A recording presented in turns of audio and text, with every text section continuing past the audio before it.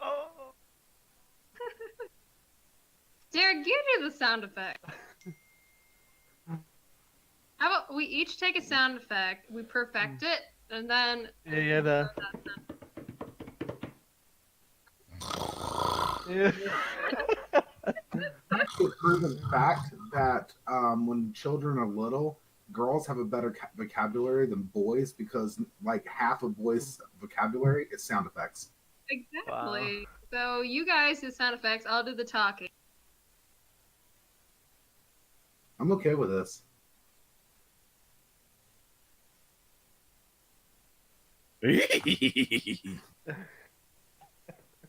All right. Well, if you guys are ready to get started, we can.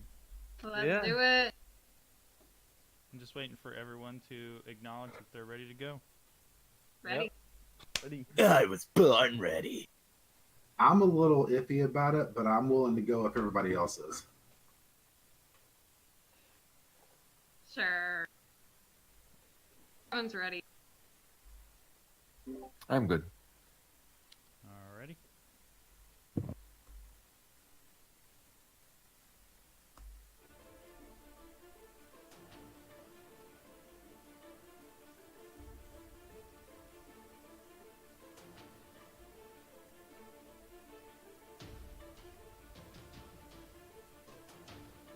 Whew, the boombox is sounding good tonight, Jeremy.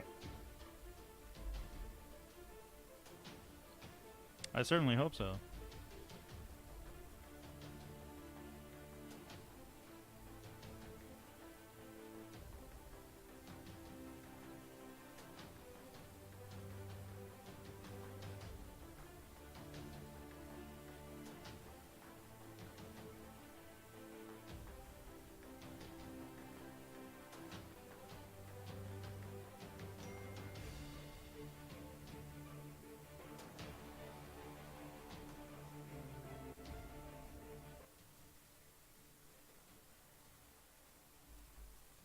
Alright, we'll go ahead and get started then.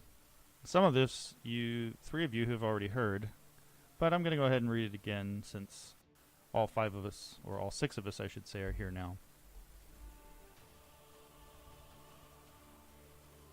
Welcome to Eberron, a world full of magic, adventure, and duplicity.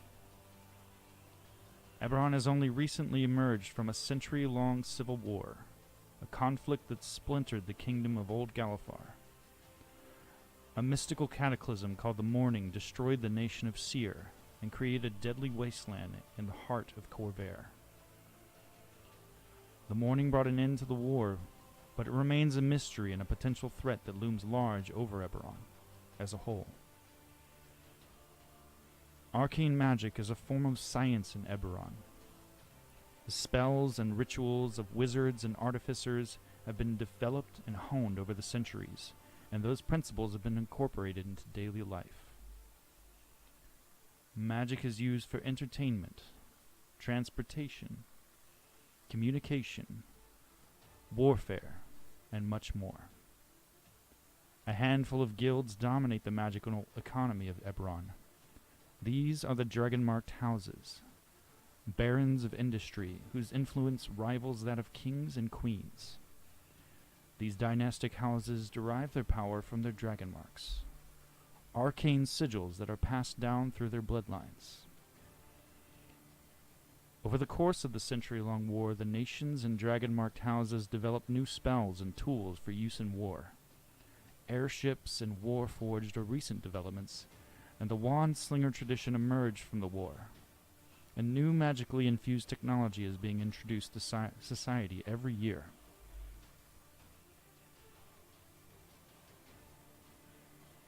We begin on the continent of Corvair, within the nation of Breland, one of the 5 nations of central Corvair. Breland itself lies in the southwest of the continent, enjoying one of the largest areas of nations and its territories.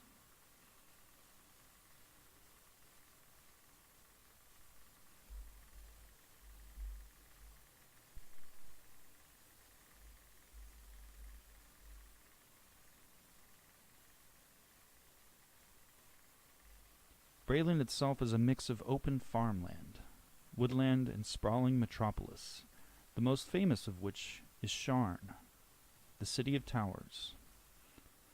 The lightning rail originates out of Sharn, and from there travels across Braylon and out to the other nations of Corvair, while House Orion roadways branch out to more remote locations among the countryside.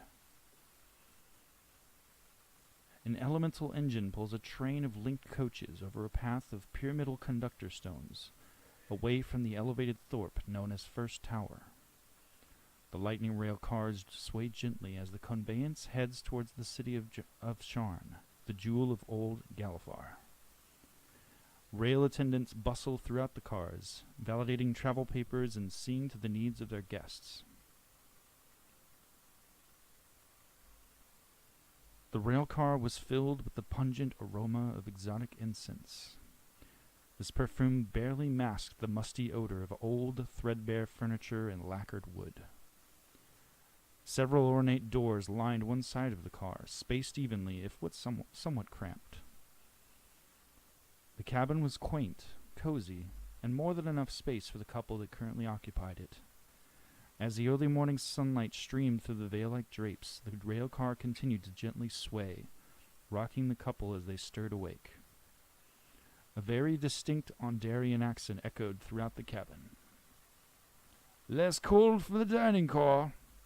Please be advised that the rail attendants will be checking traveling documents within the hour. So please have your Aunt Sheridan on your person as we prepare to disembark the lightning rail at Terminus Station. Our luggage may be claimed at House Orion, the station house, and House Orion thanks you for choosing the lightning rail for your traveling needs, and we hope to see you again."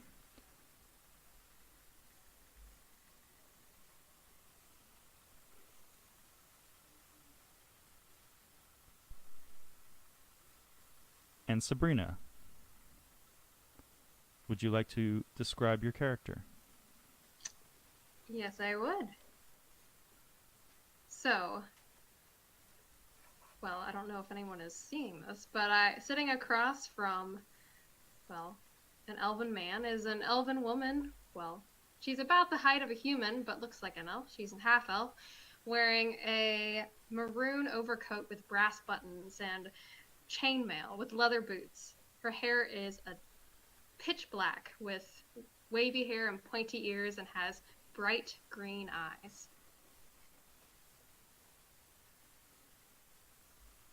As you stare across from your seated position at one of the tables within the cabin, you see your husband rousing awake, the first rays of sunshine from the morning sun hitting him straight in the eyes. And Derek, would you like to describe your character? He's a short man elf wearing a kind of brown jacket and pants with a blue and brown robe over top of it and a walking. And he's a little shorter than his wife because he's actually a full elf. And he has black hair. As your wife looks at you and you look back at her, you're wiping the crust out of your eyes, you hear a thumping knock at your cabin door. "Yeah, excuse me. Might I have a moment?" Sure, you can come in. Yes, go ahead. The door slides open with a mechanical hiss, and you see a man wearing a wool-type cloth, deep royal blue suit with silver buttons, and he has an emblazoned symbol, what looks like a crest with a unicorn on it. He has a big, bushy mustache and a cap on. He says, "Oh, pardon me, I didn't mean to disturb you. I didn't realize you were still asleep." I know, he's just a night person, and not much of a morning person. All right That's then. right.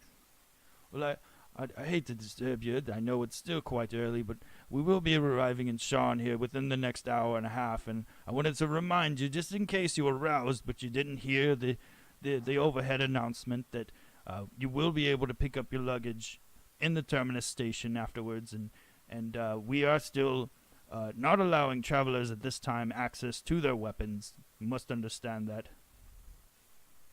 Ah, yes, I do. No That's problem fine. at all.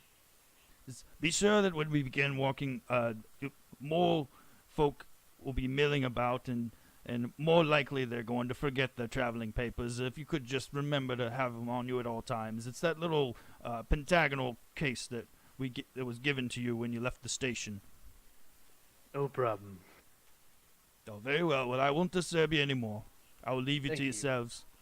And he bows. Quick curt nod and a smile, and the door closes with a hiss. Thank you, sir. And she gives a big smile after. I hope you have your papers, dear. Oh, of course I brought them. The question is, did you remember them this time? Of course, of course. Ah, to be in Shan. Haven't been back in a while. When was the last time you were in Shan? A year or two? I think. Was it when we met? Yeah. I think I've been back once or twice, before, a little bit after we met for business, but I didn't stay very long.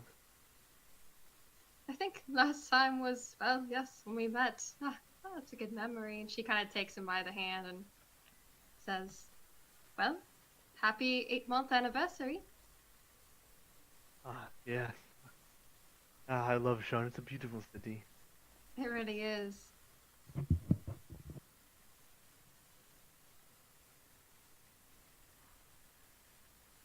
In the uncomfortable silence, briefly, the overhead announcement you hear echoing throughout your cabin once again.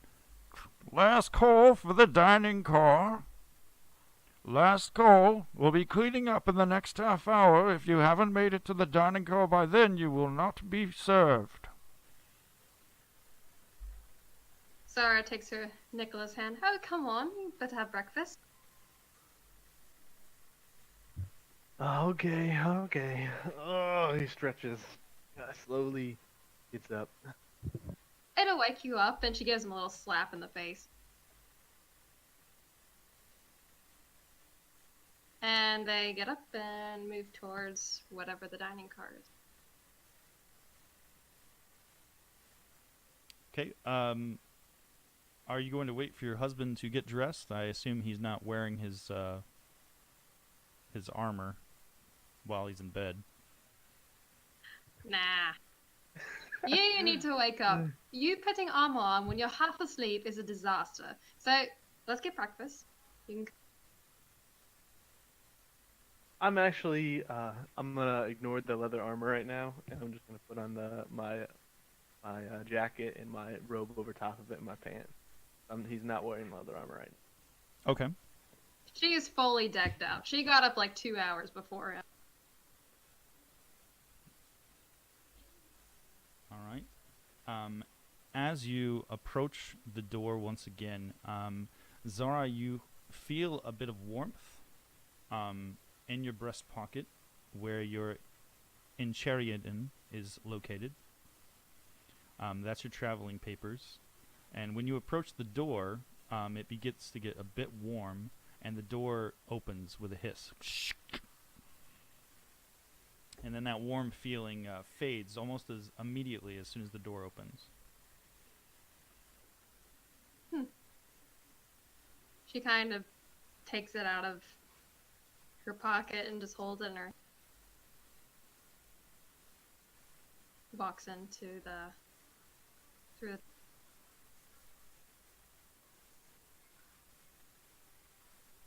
And out in the hallway is the same scene that you've been used to in this journey. You see the wooden lacquered halls, the very ornate glass wall on the east side of the coach, and along the left side you see the other doors to the other cabins, all closed. You don't see any other travelers within the hallway, but you do see another attendant standing to the north of you, standing at attention at the door, and he's holding some sort of baton in one hand that's about a meter long, and he's just kind of lazily just sort of wafting it and spinning it in his hand. You, sir, what are you up to?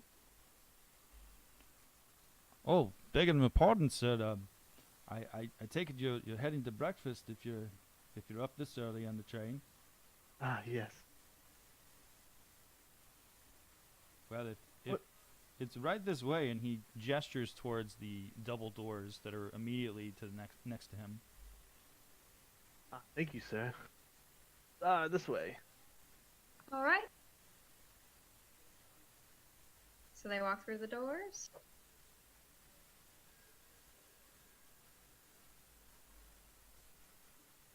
And since this was I'm thinking about getting some bacon. What do you think? I'll see what they have. since this was requested of me, I will go ahead and share this for everyone to see.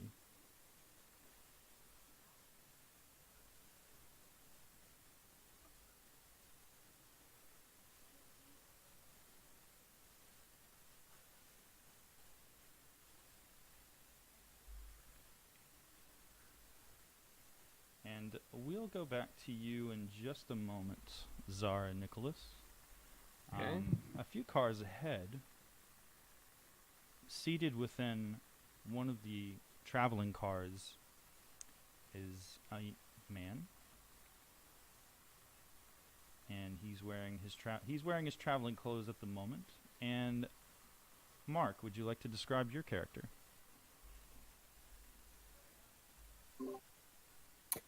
He's mostly covered by a green robe or cloak with a hood. His hood's down over his face. You can see a slight scar running underneath his left eye. Has a long bow attached to his back. And a quiver arrow is attached to his leg. And he just seems to be observing lots of people coming in and out and what they're up to.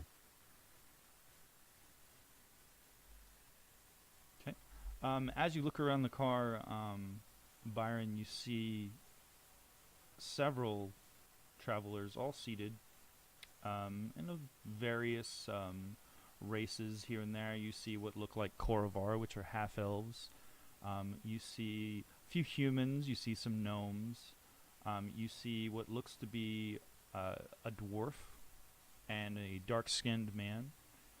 You also see a dark-scared, light, sort of an olive-toned woman, and she is seated with her back to you, and one row over.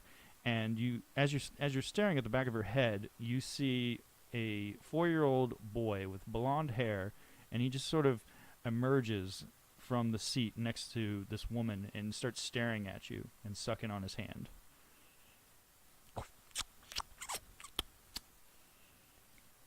And he continues to just sort of stare at you.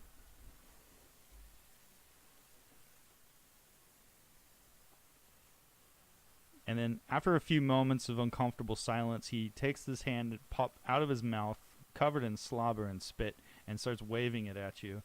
Hi, hi, hi, hey, hey, hey, mister, hi. And he continues to beam at you, just grinning ear to ear. His curly blonde locks sort of waggling as his head is bobbling back and forth. And the woman next to him shushes him immediately and says, "Now, Perkle, I told you about talking to strangers on the train, didn't I?" Yes, Mama. I'm sorry. That's all right, dear.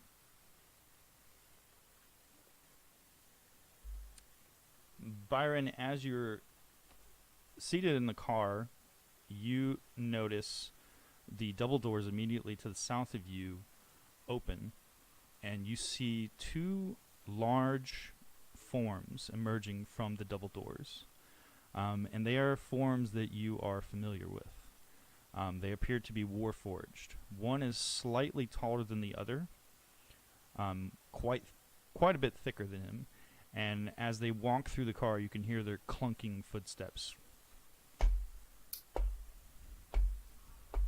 And they just sort of glide through the cabin, heading northward to the next section over. And the big guy just sort of looks at you and nods, gives you a little head nod as he walks by, and they continue on. Damn clinkers. You should be sent to the scrap. And you turn around.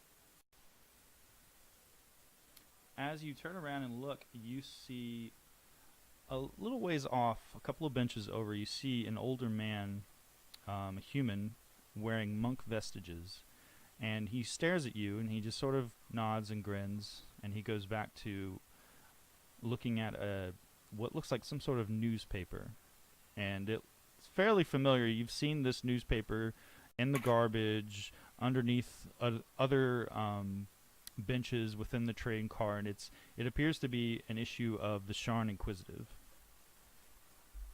And then you can just see the man just sort of chuckling to himself with a wide grin on his face as he's reading, sometimes nodding his head yes, sometimes nodding his head no, and he just continues to read. For the newspaper, is that like a real newspaper, or is it just like the Inquirer? You would know that the Sharn Inquisitive is one of the more, it's a local paper, and you would also know that it is widely regarded as a good source of news, not only for Sharn itself, but for the nation all around Corvair. Okay. You would also know that the paper itself is typically only published once a week, compared to the Braylon Ledger, which is a publication that is published widely every other day. However, it's not distributed in Sharn. Okay.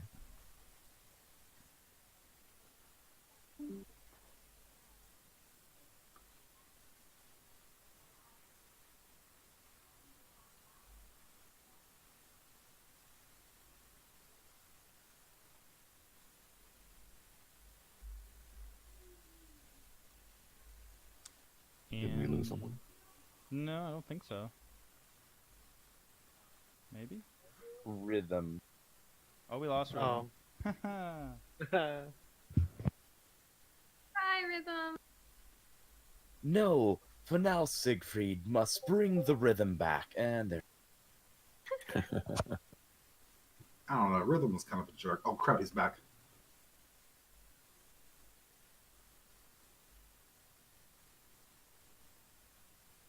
It is the rhythm of the night. Talk about wacky bug. And Byron will get back to you in a moment as we transition to another part of the train. Within a tavern dining interior, two men are seated. I just realized that your token disappeared, Samael, because you changed it. Let me just put you back on the map, which I haven't shared yet. Gonna say. We're all about the pan. Within the dining car, two individuals sit across from each other at a table and have been in the midst of discussion. And Siegfried, why don't you describe yourself? I am a male elf wearing sleek red, standing around average height and weight. And I am an elf, and I have a vial strapped to my back as I sit across from my friend Samael.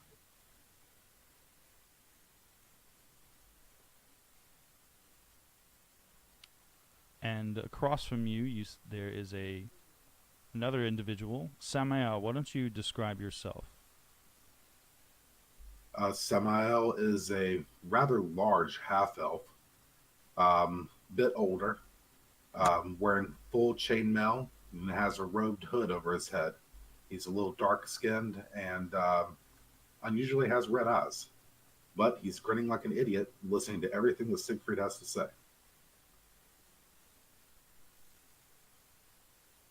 Now, remember, one good deed always leads to many more good deeds, and that is what makes the world. That is true. However, you can't just do it to everyone. I mean, as much as I want to help everyone in the world to just change it, we need to make sure that we don't help intentions.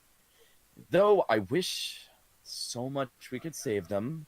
However, at last, even I cannot do that. For if I put someone else in danger, it's no better than me doing it. Sometimes you just have to put them out of their misery. I don't agree with that, but we have to agree not to agree on everything. And if it's someone truly terrible, I cannot condone it, but I will not stop you. Well, that does sound quite agreeable. I have to say, what is there to eat? I am parched, too. Maybe a drink as well. I wouldn't be opposed to a drink myself. You're actually both holding actually have two flagons already in front of you, and there is a tray of piping hot meats and breads and cheeses in front of you. You've already been served. Yeah, I just realized how silly we are. We already have food and drink. We must have been too involved in our conversation. I'll have to thank the waiter next. I think Yes. the conversation was so good we just missed it entirely. Well, let's cut the chatter and embrace ourselves in some of this lovely food before we must. Agreed. As you're sitting there digging into your meat, your hot piping meat, and your breads and your cheeses, and toasting each other, the double doors immediately to the south, west of yourselves, part, and outstrides a massive construct, thumping feet. And as he walks in, there's another one that's slightly shorter than him that walks behind him, wearing some sort of vestments. And they turn, they scan the room, and then immediately head to a table just to the west of where you're seated. And they sit down in front of a flamboyantly dressed man, and immediately sit down, and they begin talking to him. And you can hear one of them saying, You there, you're the one they call Volothamp Gadam, aren't you? Well, of course, sir. I am Volothamp, but I'm quite shocked that you would know me by name. What can I do for you? And the Warforged puts a hand on the table, just sort of thumps it, and he says, well, maybe you can help me with something. And he reaches into his breast pocket and begins to pull something out.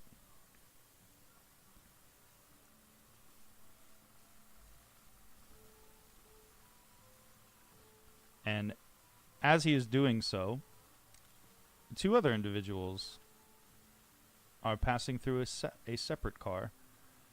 Byron, you watch as a raven-haired woman and a slightly shorter raven-haired man emerge from the double doors to the south of the carriage and begin striding through the carriage, heading towards the dining car. This is Nicholas and Zara. Nicholas, do you think they serve bacon here? I'm really in the mood for bacon. I don't know, but it doesn't seem like a nice train. So maybe. All right. Careful there. You have to watch out for those clinkers. I think they're up to something. Oh, friends, hello there. Good day. What is your name, sir? I'm Byron. Hello, Byron. I'm Zara, and she hold out a hand, And I'm Nicholas. And I hold out my hand. Oh, I'll shake my head. Good to meet you. good to meet you too. See, Nicholas, I told you we'd meet friends here. Ah, yes. I take it you're not a big fan of those clankers? I think they're always up to some type of trouble. And I don't know. I'm just watching. Well, it's always good to watch. Never be too careful. Especially since they took our weapons. Or... She says it kind of loud enough so that people can hear. I'm gonna lean in and like, I'm not a big fan of them either. Then I don't have a longbow. Do you have company? Not at the present. All right. And she gets a chair and pulls it straight up. Hey, let's sit with this nice man. What do you think, Nick? I mean, why don't we just invite him to the dining car? Come, have a seat with us. Oh, Drink yes. and eat. Get bacon with us. I heard there might be bacon. Okay. Come I guess. Is this the dining car, or is it still further on? The dining car is is one car ahead of you. That's the direction in which the two Warforged headed. Do you follow Zara and Nicholas through? Are the Warforged still at that guy? Oh, well, you didn't see that. You were in a different car. Oh, I'm sorry. Then I'll follow them through. As you walk by, the little boy is just sort of resting his hand and his chin on his hands and just looking up at you, beaming at you. And as you walk by, he just sort of blows a simple raspberry at you. And his mother I'll pat him yells. on the head. His mother says, "Perkle, cut that out." I'll pat him on the head as I go by. Okay. Siegfried and Samael, as you're seated at your table, you watch as yet again the doors part, and three individuals pass in. First, two raven-haired elven individuals, and then a third man, a human, with a scar running down his face. I lean into Samuel.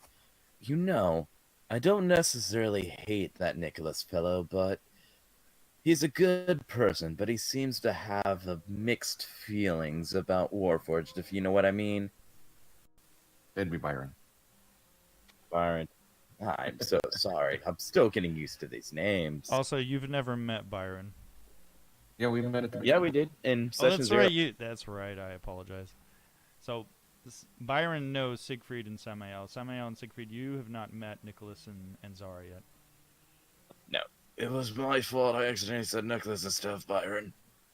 No You worries. mean Byron, correct? The guy we met at the last stop. No, yes. Sorry, I must be losing my mind. You know, I don't normally like to judge people before I get a chance to know them, but where I'm from, we actually have Warforged that help defend our border. They're very well respected. And to me, he came off as a bit of a racist, but I haven't left the area too much, so I really don't know what Warforged are like everywhere else. Everyone's experience is unique to themselves. As long as he, doesn't actually try to go out of his way to antagonize him, I really couldn't care, though. I just hope he doesn't. He seemed like a nice fellow. The I five of didn't see you, him running.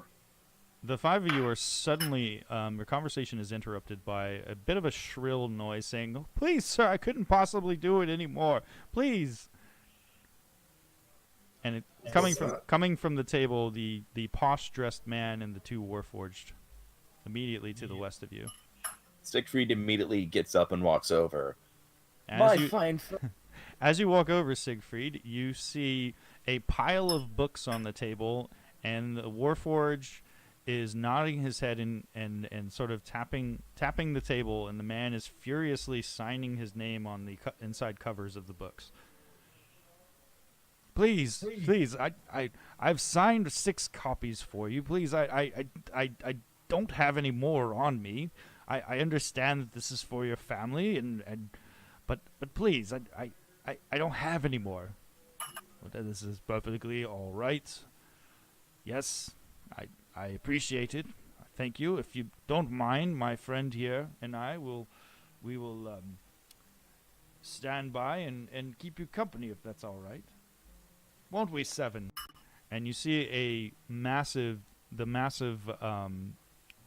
8-foot tall warforged just sort of coolly nods his head slowly. You can hear the grinding of stone on metal in his neck as he's nodding his head, like he doesn't do this very often.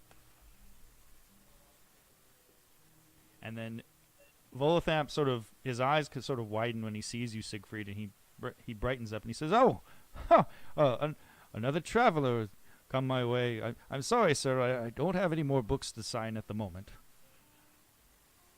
I was just hearing such a commotion and thought I'd come over to see what's going on. If one's hand is tied, why not let them break from signing? I mean, after all, there's so much time in the world. Why waste every bit of it breaking your hands, especially if you're signing such things as books?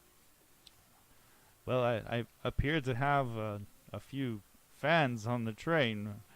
It's been a long ride from Rote, but I've run out of copies of my latest book, and unfortunately, I don't have any more to give away. I'm so very sorry. What did you say your name was, sir? My name is Siegfried. Siegfried Lockhart.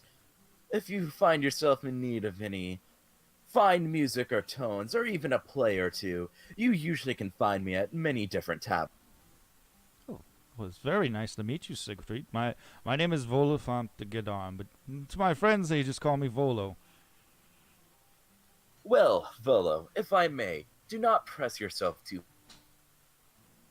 Press their utmost art if they're not being honest with themselves and at the best peak condition for themselves. I mean, after all, you must care for yourself as you care for your fans. Well, indeed, it has been a long journey, a long trip. You said that you're a musician of sorts.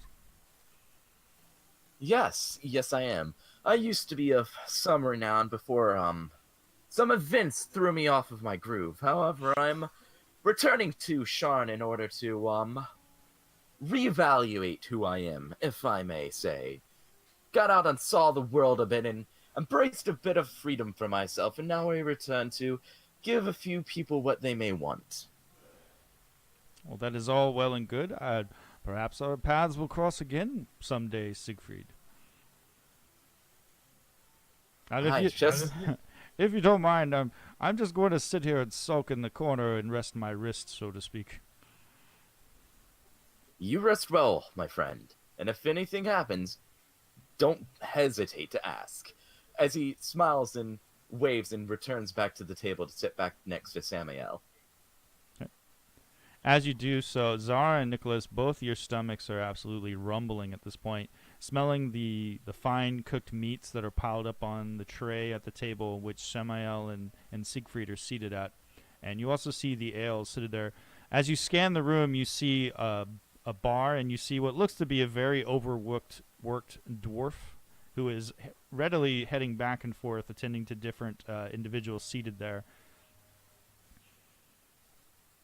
When he turns, he looks at the newcomers walking in, and he looked first towards the Warforged and just sort of nods his head in disgust, and then looks at the three of you and he says, "All right over here, if you need anything at all, just put up an arm and I'll be happy to come over and take your order." Oh, yes. Could we get our order in? Yes, what do you want? Do you happen to serve bacon here? Bacon? Of course I have bacon. I have eggs, I have steaks, I have all sorts of spiced meats and rolls and everything ready to go. I will say, if you wanted to now, I would get it now. It'll be gone within the next half hour. All right. I'll get 1 order of bacon, 2 orders of eggs, and 1 order of steak, and maybe some ale as well. That would be. I have a couple of meads and some breakfast ales if you're interested.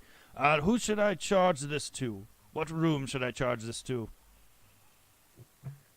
What room are we from? It would be under your name. Whatever name you're traveling under. Oh. Nicholas Highhill. And I'll have an order of that too as well. Mr. Highhill? Yeah. Indeed? Yes, Mrs. Highhill. Do you have a price list? Well, sir, were you interested in ordering something as well? Can I see the menu? Absolutely. And he pulls out a fine piece of linen parchment and he hands it to you, and you see several different things, many of which you heard him describing to Zara as steaks, spiced meats, meads are broken up. Most of it is very cheap, which cheaper than what you normally see fare food when you're within cities. Most everything costs about 2 copper crowns. A few of the meads seem to cost a little bit more, a couple of silver sovereigns. Yeah, I have toast, please. That's all. Oh, toast. No. Very well. And he sort of laughs at that, and he turns away. He grabs a hunk of bread, and you just watch as he starts slicing it up. And he's like, that's quick and easy. I can do that immediately, my friend. I'm not going to charge you for that. We give the bread away for free. And you watch it. You good. watch as he shoves it to some sort of contraption for a few seconds, and then you just watch as the door clanks down, and he burns himself. Oh, Jesus. Oh, whoever that is. And he grabs the bread and throws it onto a plate, and he slides it onto the counter for you. You'll have to excuse I don't serve you at your table. I have to take care of this bird now. And you watch All as right, thank you, sir. you watch as he turns around, steps 3 steps away, and you watch as he immediately disappears in a puff of smoke.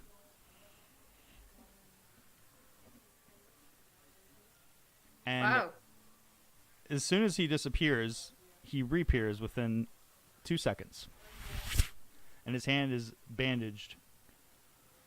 And he immediately starts looking towards the other patrons that are seated around the bar and taking their orders. He turns, he nods his head at you, Zara, and you, Nicholas, and said, I'll have that over to your table right away. Just pick a table. Sit anywhere. Ah, thank you. Ah, here, dear. Let's sit here. Oh, thanks, Nicholas. Wow, some wonderful morning entertainment, and so early. Nice to meet you, Byron.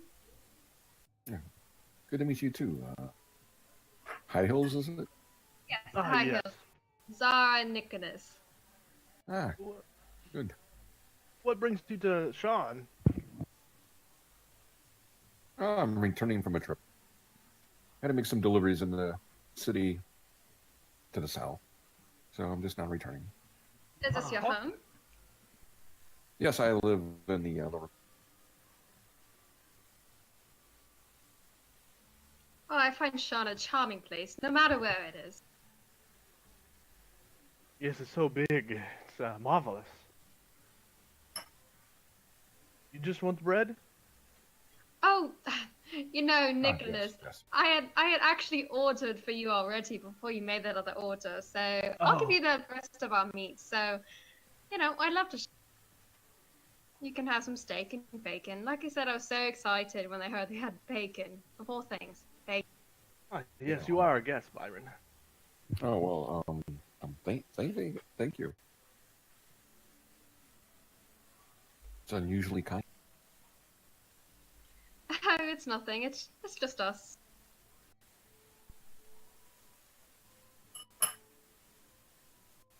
He'll sit down and we'll start to eat. Okay. Now, do you all sit at a table, the 3 of you, or do you join Siegfried Samael? I don't think we've been introduced yet. That's true. We could have sat at the table next to him.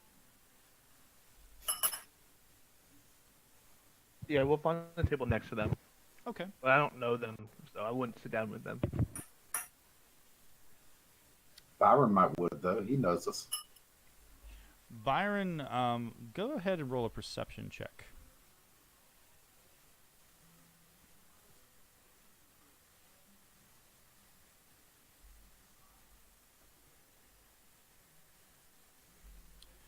A few tables away from you, Byron, you see a familiar face.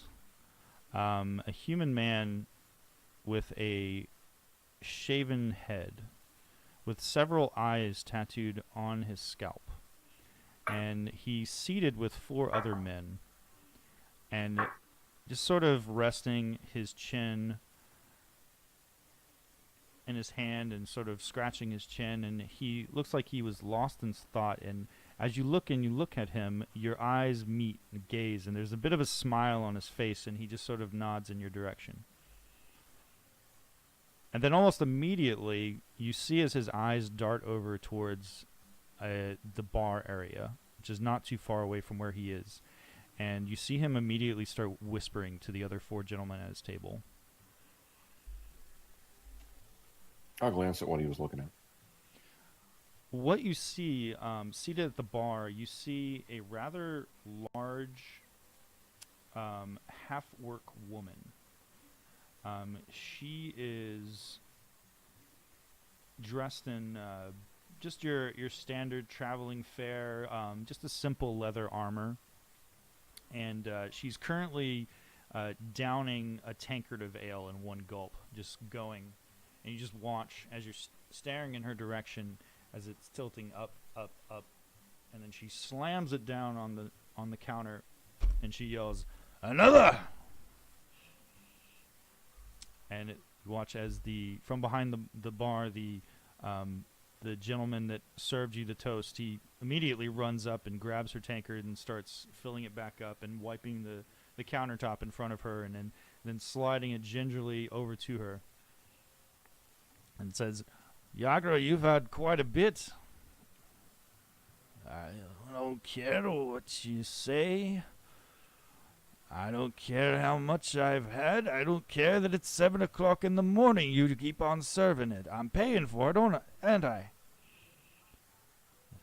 Very well." And she sort of coughs a few times. And then she glances around and immediately meets your gaze and sort of gives you a bit of a sneer, like a, eh, and then turns back to her ale. So, High Hills, what brings you to Sharn?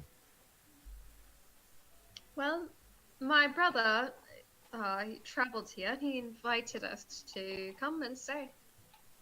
And Nicholas, I believe you had some sort of business. Yes, just a little bit of business, and always out for an adventure. And I where love does to your see Sean. and where does your brother stay? He was staying. He invited me. One of the houses. One of the influential families in Shan. I'm actually not. I have to look back at.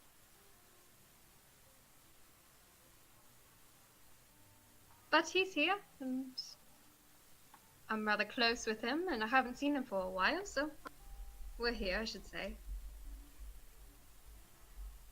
Oh, well, that's a good part of town then, so you should not have any. This is actually only my second time in Shan. I know, Nicholas, you've been here a couple times, but it's actually where we met, so I guess happy anniversary to us. How long have you been wed? Oh, just 8 months, so, we're new to it, I guess. Still newlyweds. That is good. Oh, yes. Well, maybe one day I will be. Oh, yes. Maybe we could help you find someone. Oh, I already have a girl. Oh, she's just wonderful. She has me delivering packages to the other cities, so now I'm returning now. Been away for almost a month now, so I'm eager to get back. Well, always good to be. Don't you think, Nicholas? And she kind of, again, takes him by the hand and looks at him. Oh, yes, it's so hard to be away from your woman for a while, if you know what I mean. Yes. And she kind of gives a.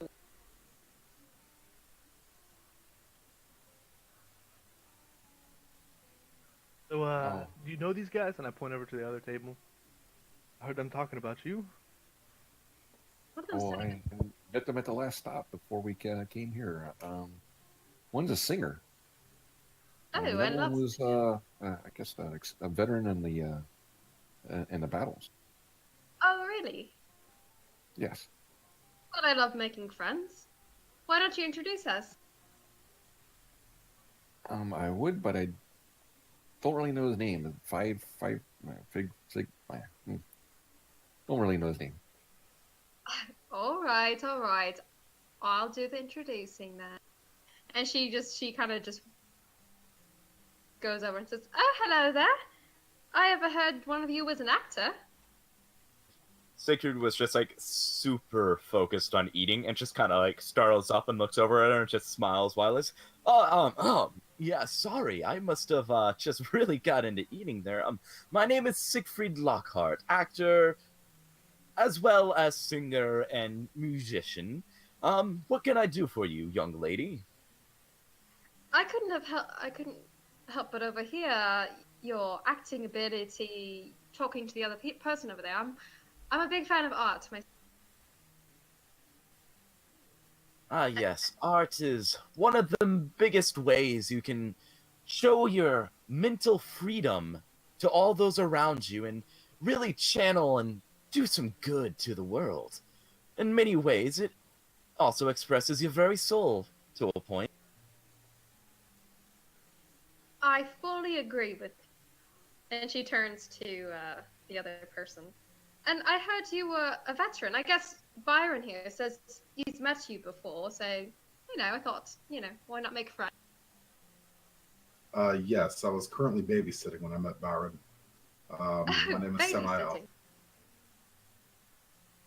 Oh, such a grand name. Yeah, I suppose it is. Did you I- did you say babysitting? As he leans over and looks over at the table. Yes, yes. We found a young child who had been separated from his mother. I was taking him back to the officials to see if I could contact her. Everything turned out okay, though. We found the mother. You're a good man. Samuel, was it? Yes, Samael. And as for how good I am, that remains to be seen. But I try my best. Thank you. Oh, come now, Samuel. You have to give yourself more credit. There was no we in that equation.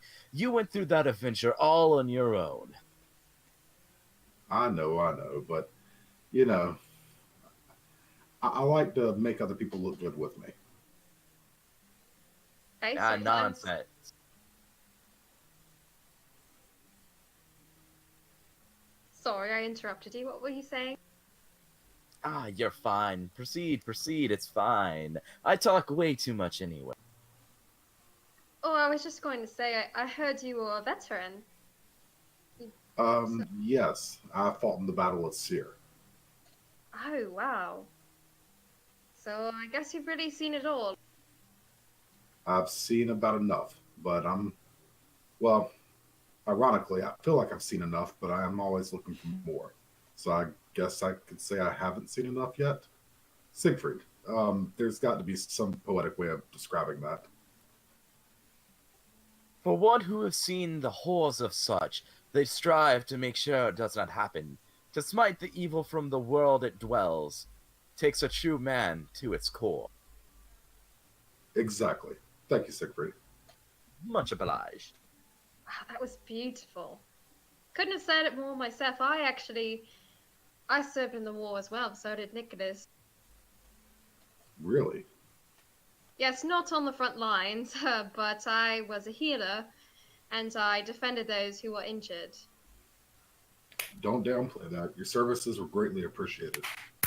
Oh, thank you, and you as well. And Nicholas, tell about what you.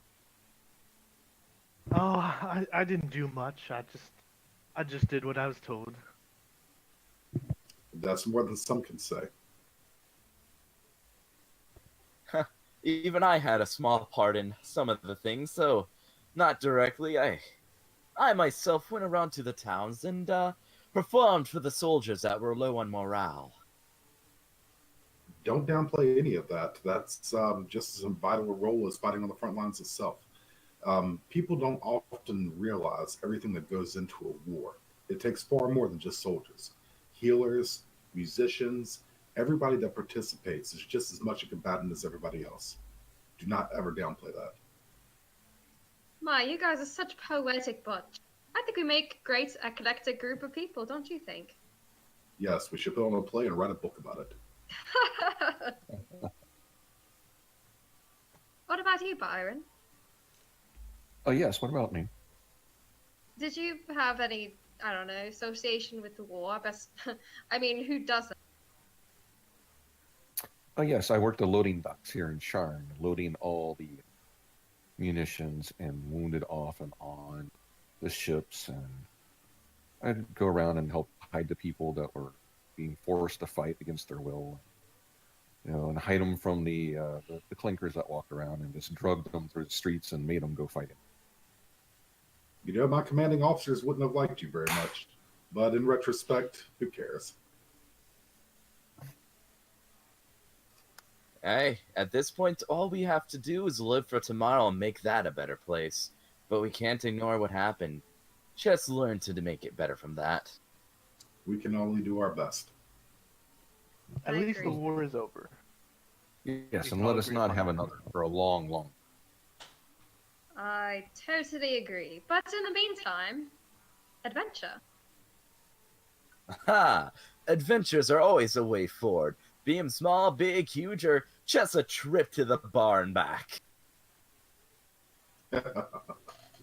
As you're filling your bellies and drinking your meads and your ales, the bartender continues to come over, and whenever you raise your hands up over the next 10 minutes, he's refills your tankards for you. And he looks to each one of you and says, "Oh, all right, everyone doing all right? You only got a few more minutes, and then the dining car will be closed, and they'll be shuffling you all off to your your seated positions within the cars and your cabins, if you have a cabin."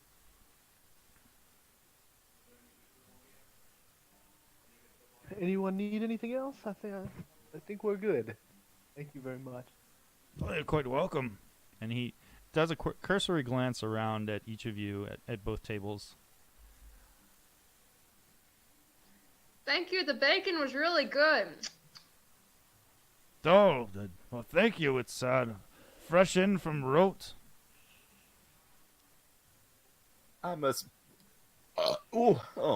Pardon me. I must say, the food was fantastic, and the drink went down well.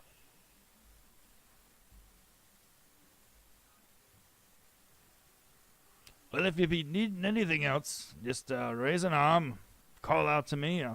I'll be behind the bar."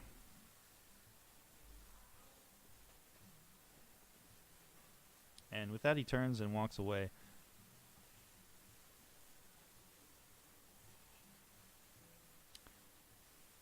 Siegfried, And Samuel. can I get a perception roll from all 5 of you? All right.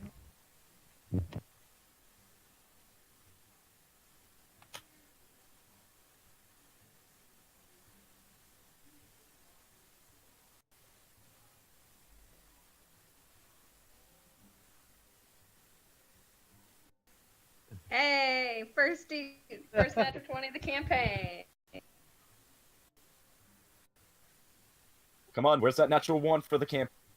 That's 2 natural 20s. Oh, The two stealthy ones. So Byron and Nicholas, as you're drinking your drinks and you're stuffing your faces and finishing up your meals, both Byron, Nicholas, and Zara, you watch out of the corner of your eye to the north of the train car. You see the man with the bald, shaven head and eyes tattooed suddenly leaps from his table and jumps on the back of the half-orc and starts yelling. And they just start tumbling on the ground and punching each other. And you just hear through all this, "You filthy pig! You like killing me mates!" And you watch as the man with the shaven head hits the half-orc with a wild swinging punch, and he just continues. And you see the other 4 humans that were seated at the table have all now stood up, and they're standing around, sort of crowding around. And you watch as the half-orc rises up, pushes the man off of her, rises up, cracks her knuckles, and roars and leaps at him. And before you can see what happens next, all of the people in the room immediately stand up from their tables and just start yelling. What would you like to do?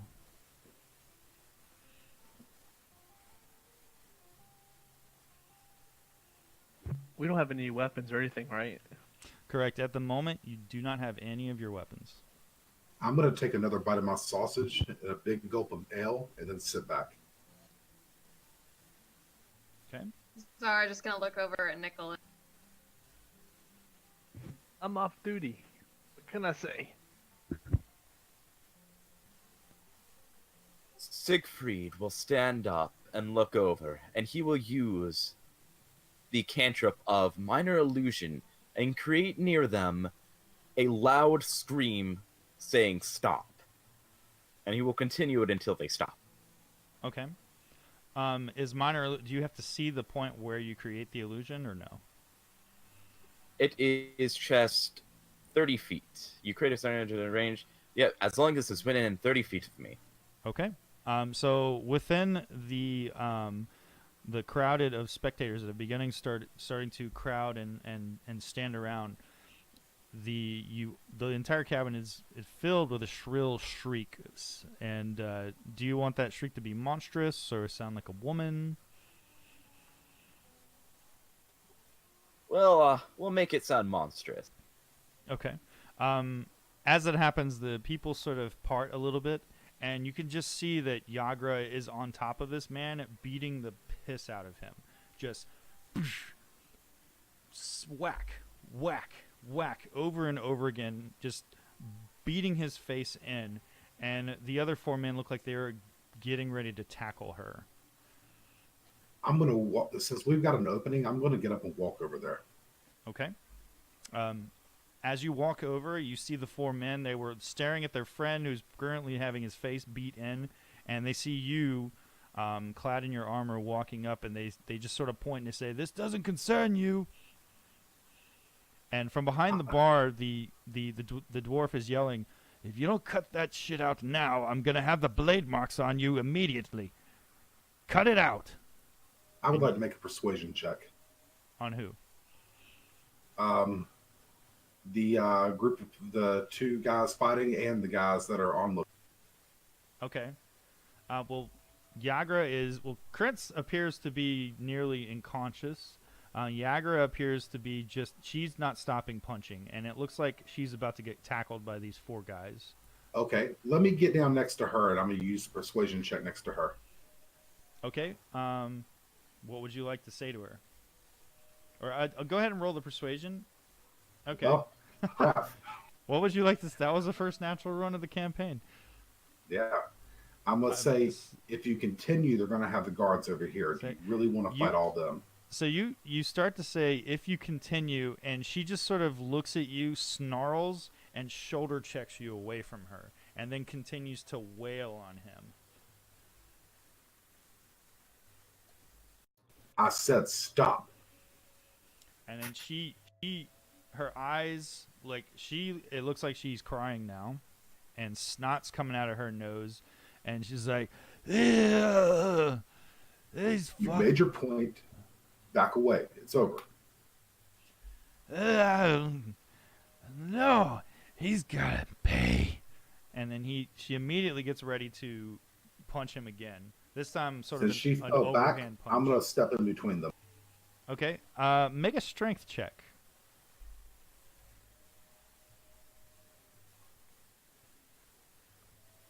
Let's see.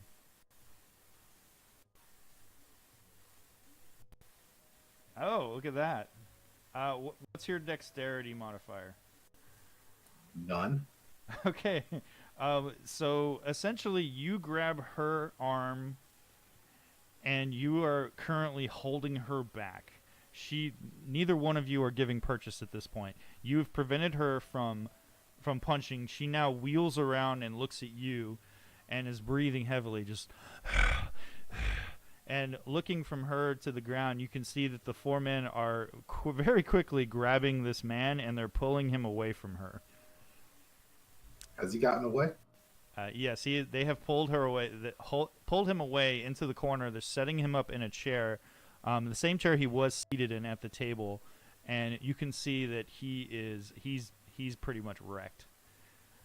And At this point, as they do so, you notice that the double doors to the north of the chamber hiss open, and you see a group of individuals walking through.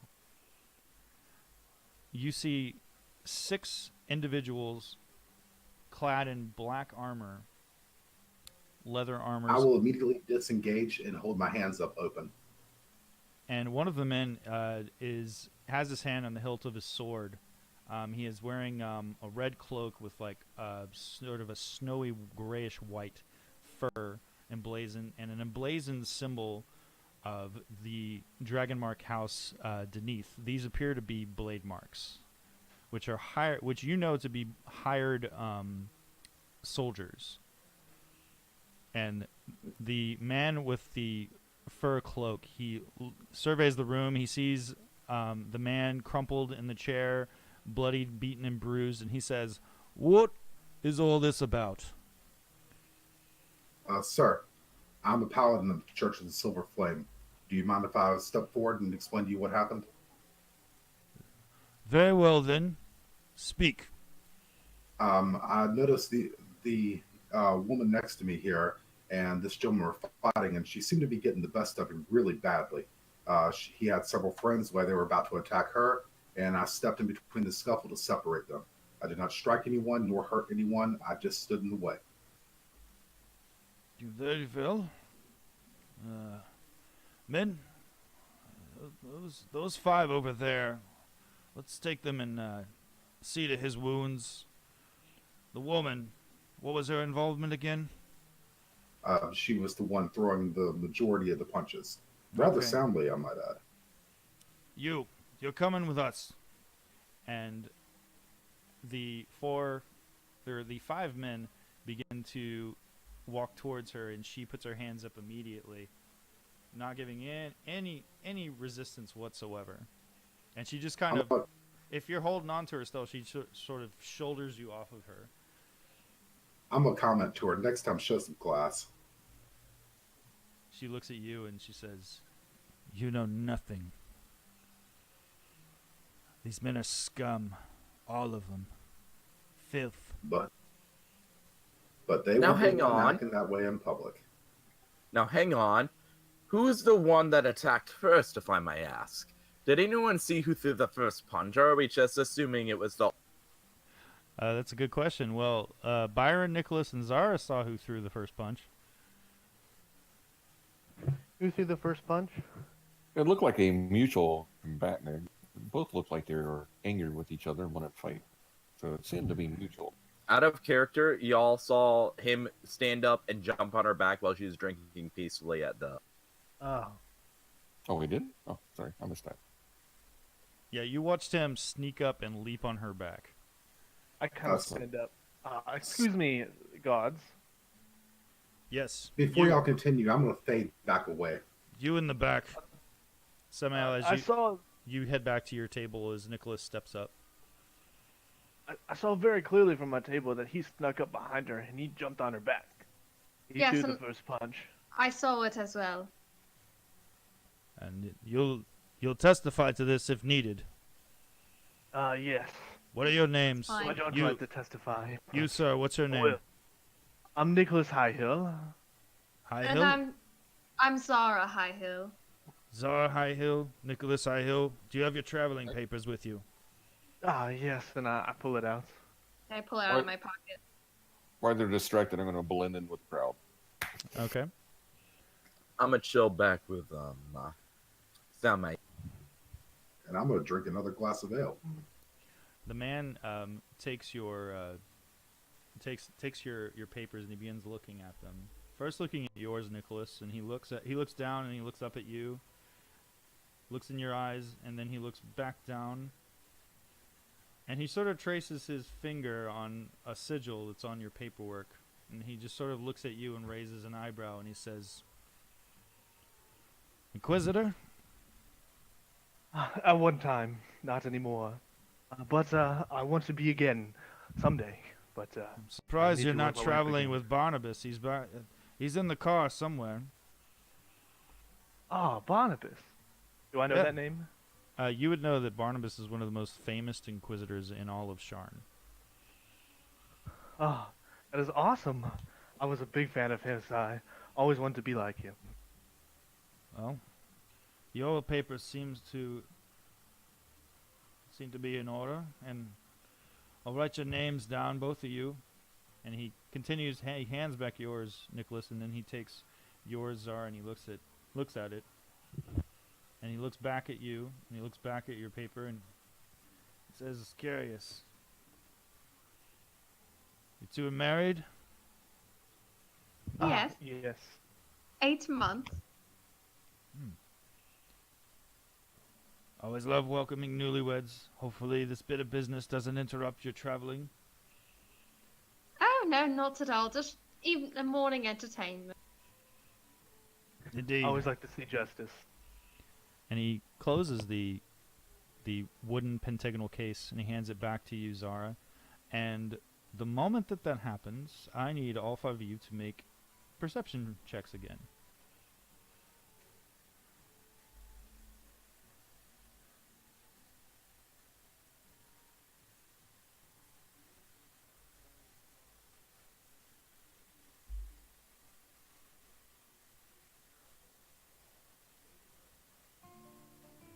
I roll a lot of 6s today.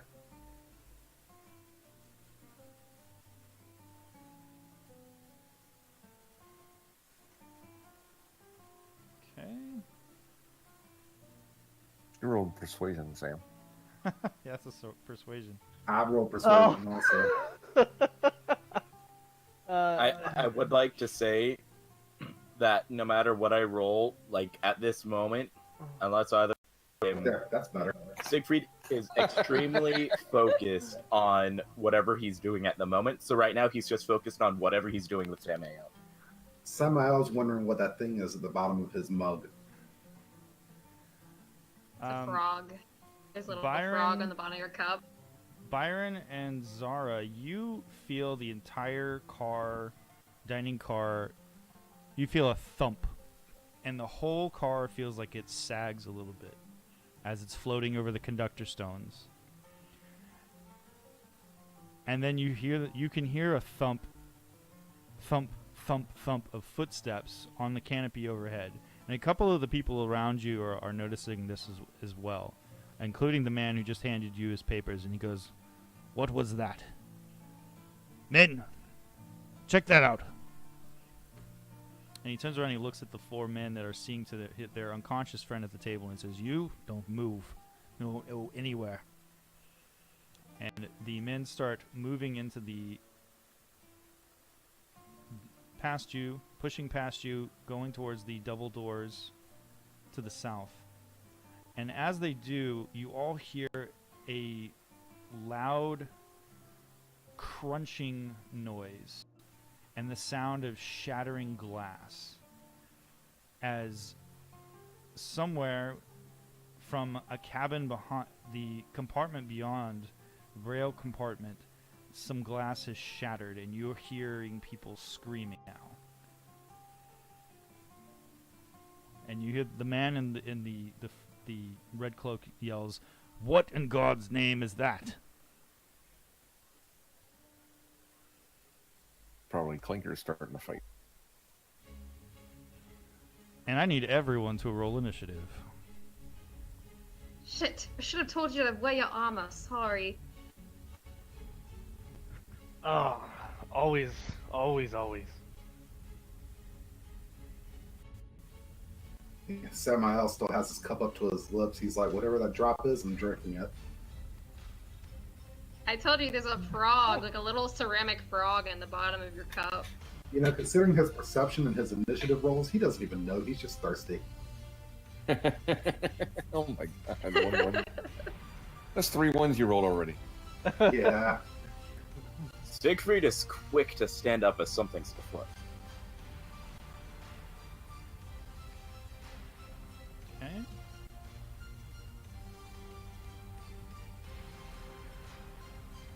As Siegfried jumps up, I'm like, careful, I'm drinking this.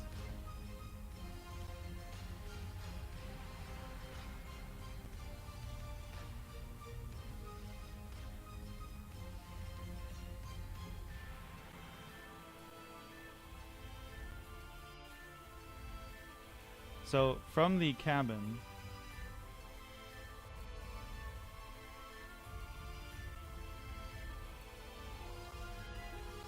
you hear a screaming noise, and you hear a woman echoing voice saying, "Get away from my child!"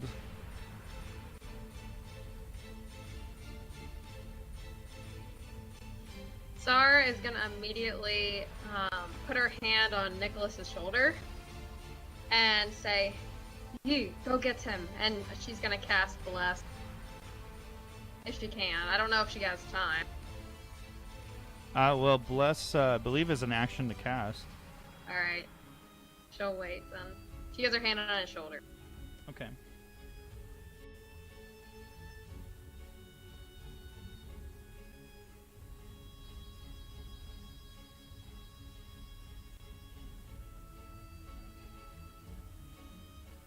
And you watch as the men start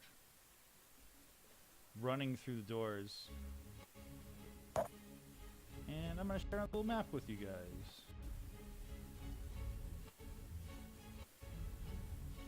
Oh, And Siegfried, it's your turn. Siegfried is gonna dash up, look to Samael, and be like, Samael, something is up in the other room. Quick, put that danged mug down and let's go.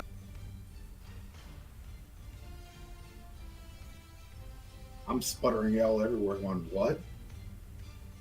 It's just, I'm gonna use all my movement speed to get here. Plus my action. Okay. I should remind you, you do not have any weapons. I have my Viola. Okay. Whoa, my girlfriend's like anime hot. I need to hurry up and get down there. You all watch as the massive Warforge steps forward, looks around, looks at all the humans around him, and just sort of just goes, huh, and then sits back down.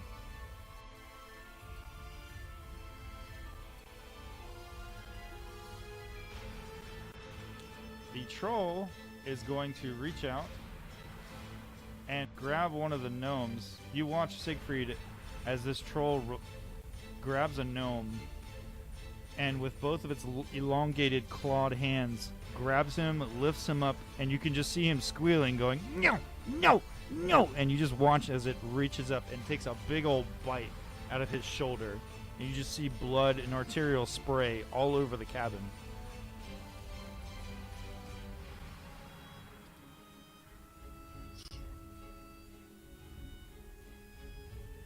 And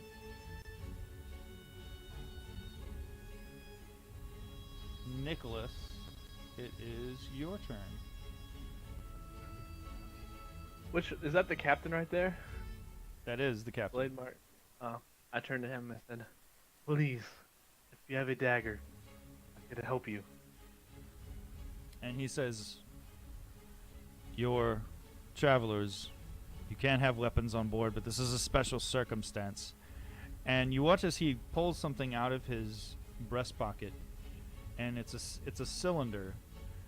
And you just watch as he takes it and he clicks a button on the top of it, and a wave of energy fills the entire cabin and seems to travel all along and up the walls and the ceiling. And you watch as all of your weapons and armor are immediately on you. Is that including my leather? Correct. Zara, you watch Thank you, sir. an amazement as your man is fully outfitted, standing in front of you with his weapons and his armor. That was cool. And you also have all of your weapons and armor. In fact, everyone in the party has all their weapons and armor. Being a holy man, I just assumed that they let me keep mine. We won't let you down. And I'm going to head over here. I'm gonna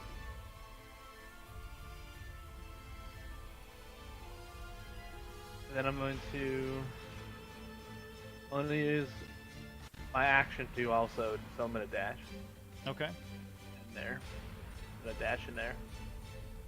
As I you have head my turn. as you head into the room, you see this disgusting, filthy creature wearing rags, and it's currently munching on a gnome man who is lying limp in his hands.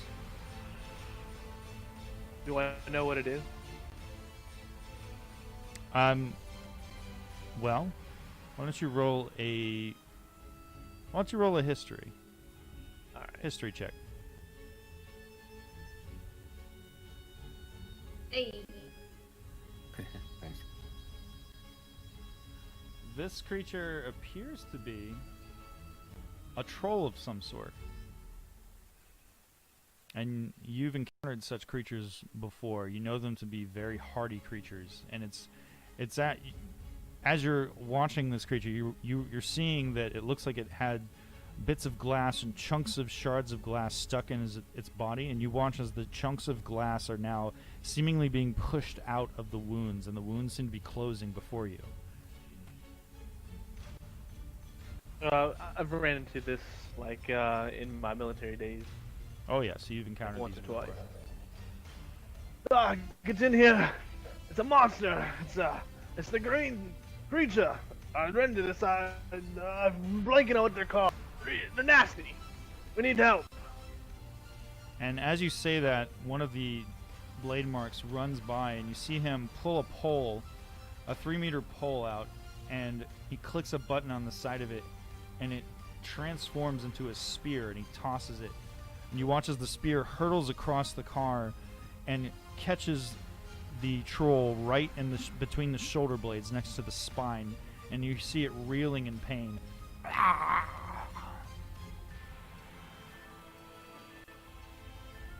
I wondered who found my legendary rod. And Zara, it's your turn. Alright, I am going to run after Nicholas. Okay. Come back, my love! So she's gonna, is her distance again? Alright, yeah, she's gonna dash as well. Go right up next to Nicholas, and I believe that's all I can do, correct? Yes, if you use your action to dash.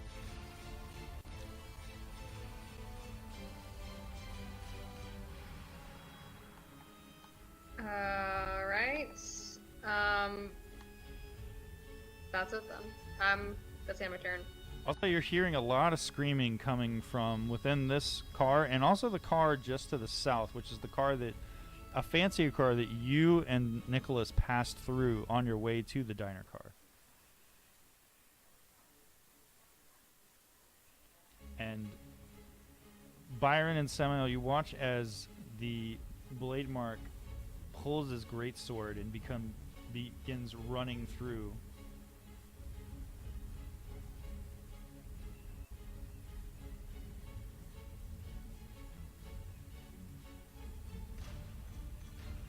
And he yells out, "With me! Kill the foul beast!"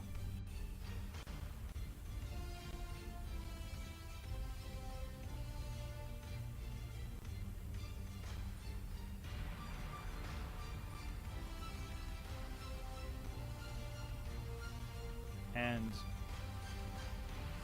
Nicholas, Czar, and Siegfried, you watch as a man with a big bushy beard and mustache, who was seemingly unaffected by this, was just seated.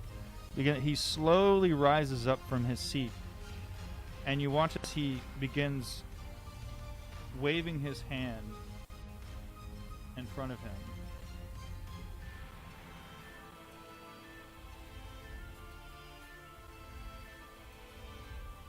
And a massive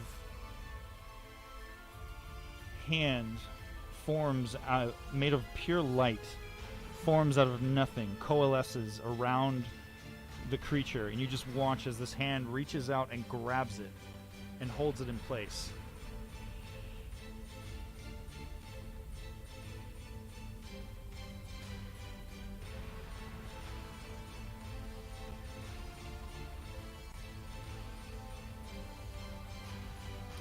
And behind you at the bar, Byron, Samuel, if you're looking at the bar, you see Yagra start to stand up and then immediately lose her balance and fall backwards and hit her head on the bar and sit down. And Byron, it's your turn. Alright, I'm gonna go forward. From this position, can I see the troll? Is that like a walkway or a pathway? I would say that from where you are right there, they're connected by a small walkway. So the doors are open and you can see the troll. And the troll appears to be held by some sort of mystical energy that band that resembles a hand, and it seems to be gripping it. And the troll itself is reaching with one arm behind it. Its other arm seems to be pinned, and it's trying to grab the spear that is lanced through its shoulder blade. Since it's pinned, do I have advantage on attack? I would say yes.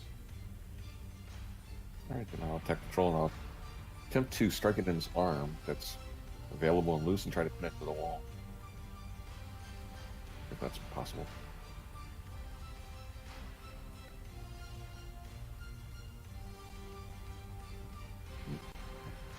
Well, let's see if you can hit him first. Yes.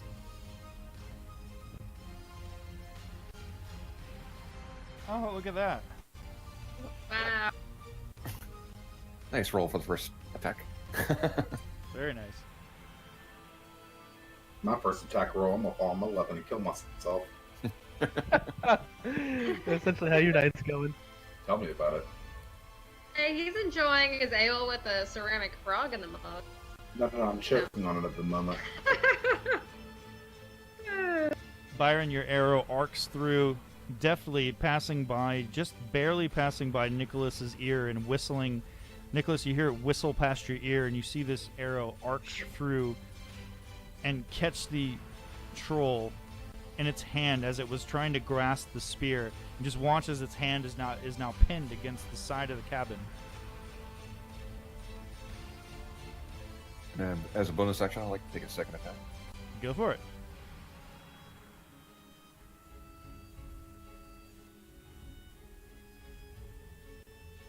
That's also a hit.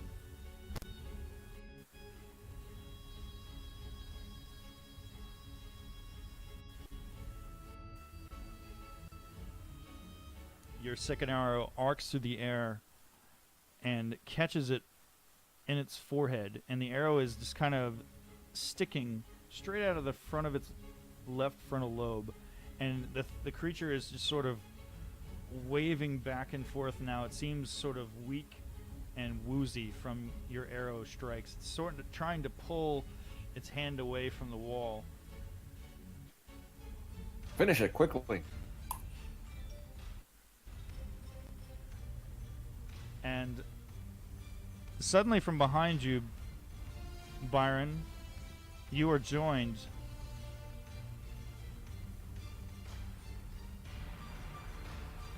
by a Warforged. Stands next to you. And you watch as he brushes past you, he just sort of gives you a cursory nod and then sprints into the room.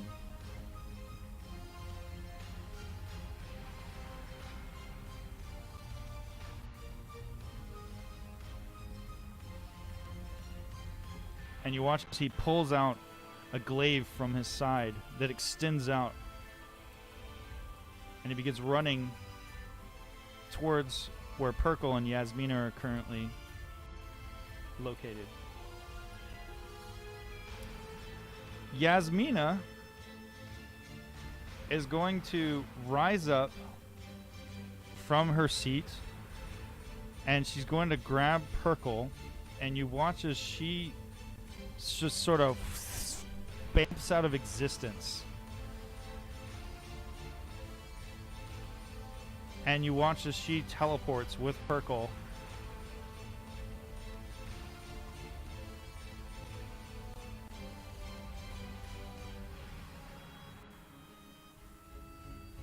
Did not mean to move that one. Look at you back there. Okay.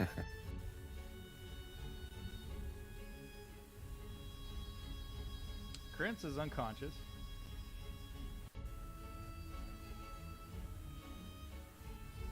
Still being attended to by his friends.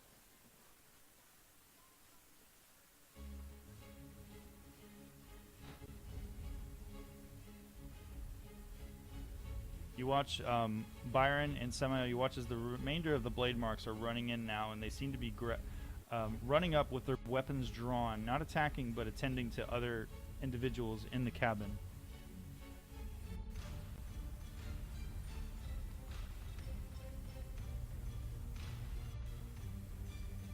And you see as one of them runs up to see to Yasmina and Perkle. Volo is currently hiding underneath his table.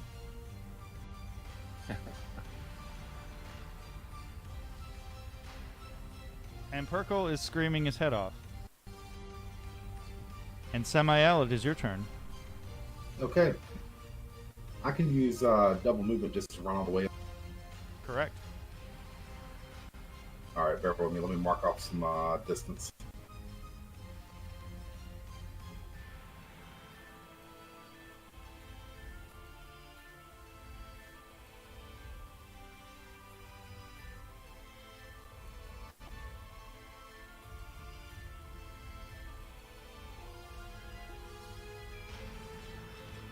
Okay, I'm gonna move right there. Byron, you watch as Samael just sort of sprints past you into the chamber, leaping over different benches here and there.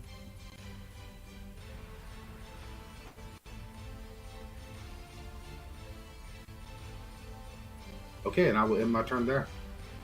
Okay. Palam is going to stand up, and he immediately heads over and starts grabbing one of the passengers to move them away.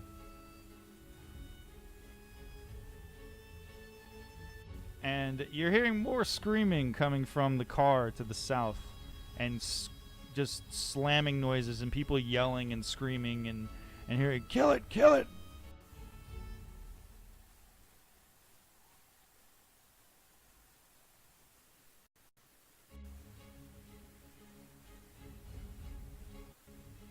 The Blade Mark runs up and he will take his spear and attempt to slay the creature.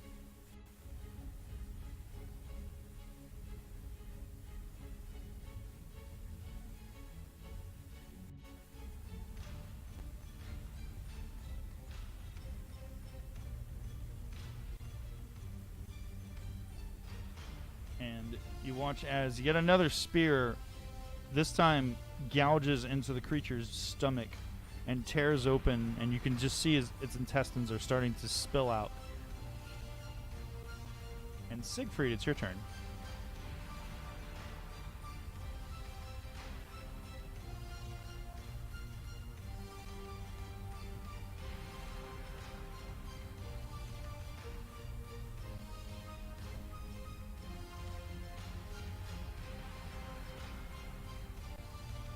Gonna move there, and I'm going to pull a dagger out, and I'm going to throw it at the troll. Okay. That's a hit.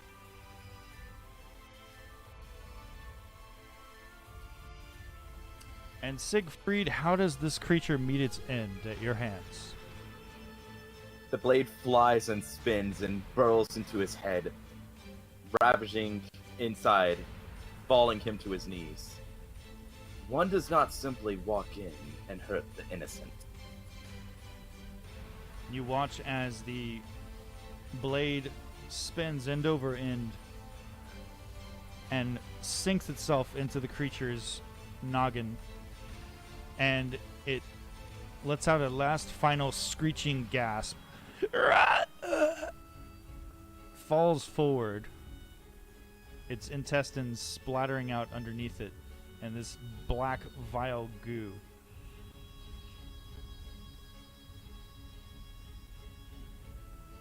And you are still hearing a commotion coming from the cabin beyond. The commotion seems to be dying down, though.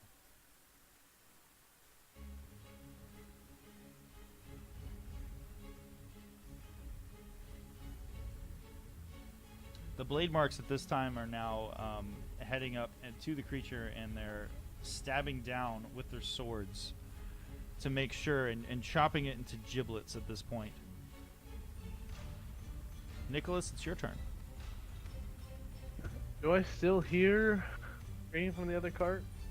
You do hear some screaming. It seems to be dying down, though, coming from that cart. Is What it to the up, north Paul? of it, further below? You said the south, so I'm gonna full dash that way. Okay. And I'm going to yell, Blade Marks, I think there's something else going on. Please come with me. And I'm gonna end my turn. Okay. The blade mark is going, hearing you scream out, is going to run, sprint down the cabin alongside you. And as this happens, Zara, you watch as your husband and a blade mark begin sprinting towards the south double doors, toward the other cabin, or the other rail car.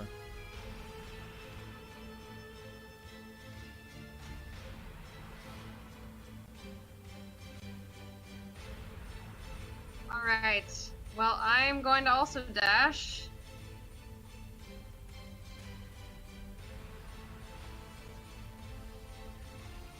Right up next to Nicholas. And as I'm running, sprinting, and I look to the side, do I still see that injured gnome? He is dead. Alright. His half of his head is caved in, and you can see a very large bite mark where where his trapezial muscle used to be. It seems to be torn out, and a bit of bone is broken and splintered. She just kind of sighs and keeps. And that is the end of my turn. The other marks are rushing forward as well. The gold blade is going to rush after you and sort of push past you. And he says, "Come on, men. We need to check out the other cars and make sure there's no more of these creatures."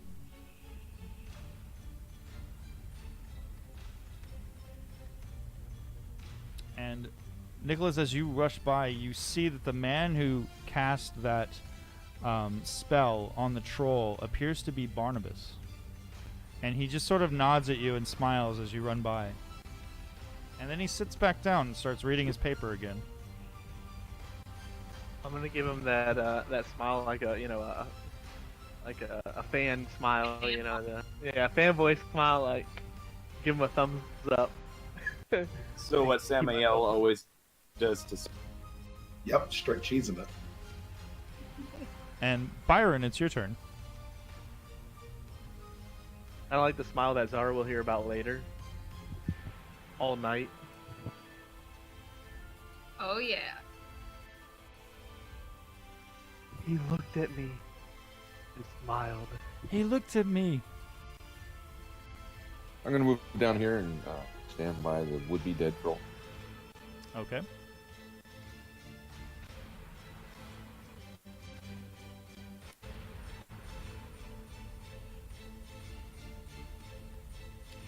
Bastion, seeing that there's no more threat in this car, is going to, matching your moves, he just sort of pushes past you, Byron. Just sort of gently touches your shoulder and pushes you aside as he runs by you.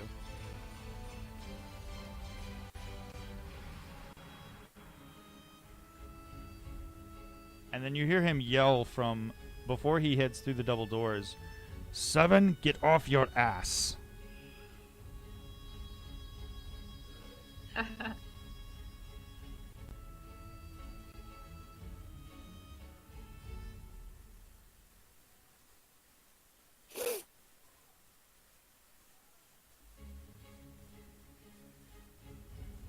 Yasmina is going to continue to comfort Perkle.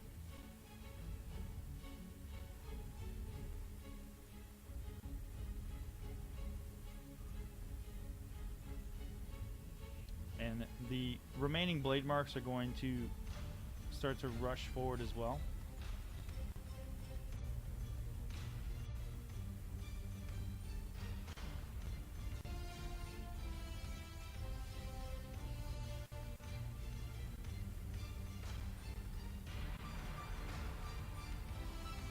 Perkle is going to continue to suck his thumb and wail. And Samael, it's your turn. I'm gonna look back at Yasmin and Purple and ask them if they're okay. Yasmina stares up at you. She had a look of scorn on her face, but the moment that she sees you, she softens and she says, "It's you." Are you two okay? We'll be fine. Perkle will be fine. He's just... that creature scared the daylights out of him. Understood. It scares the daylights out of most people. Alright, wait here. I will. I can promise you that.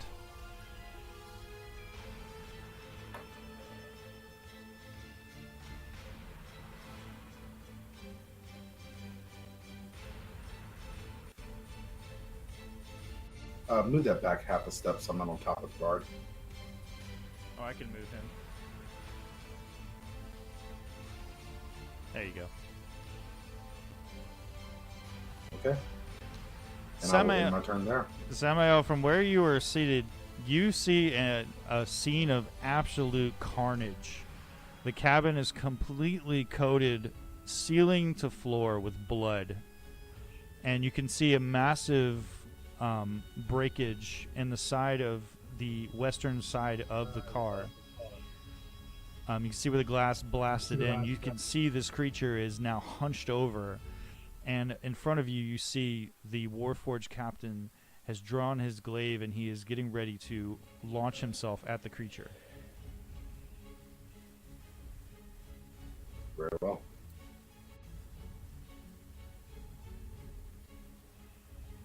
On the troll's turn, the troll is going to turn around and drop the sun elf that it was snacking on, and is going to start running towards the Warforged captain.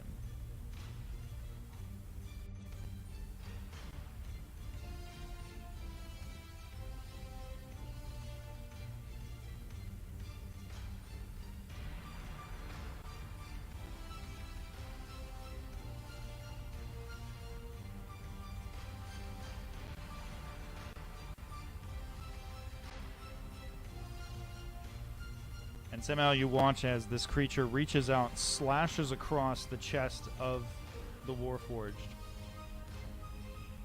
and then attempts to lean in and bite his head. But the Warforged just manages to duck out of the way as the creature clamps down, and you see its teeth, its disgusting, gnarly teeth, clamp down on nothing, and a few of the teeth sort of spill out and spit and clatter on the floor in front of him.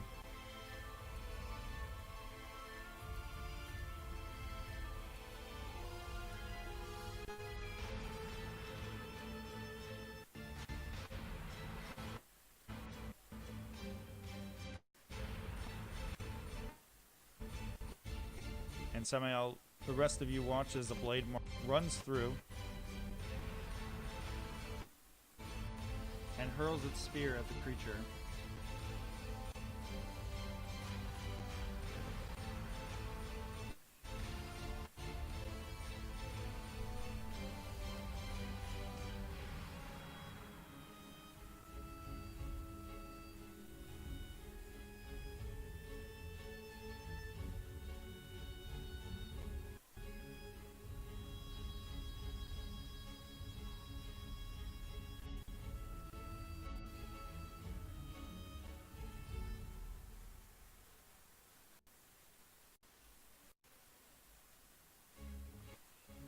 And Siegfried, it's your turn.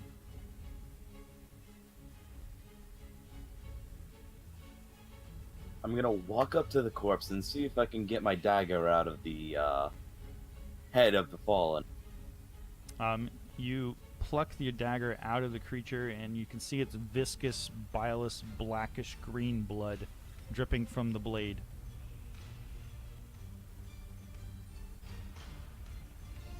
Gonna move over here and look to Samael. And Make sure everyone's safe. There may be more threats. And then as you approach, you see the same carnage in the next car through the double doors. rage builds up in Siegfried. Oh, how the poor souls are lost.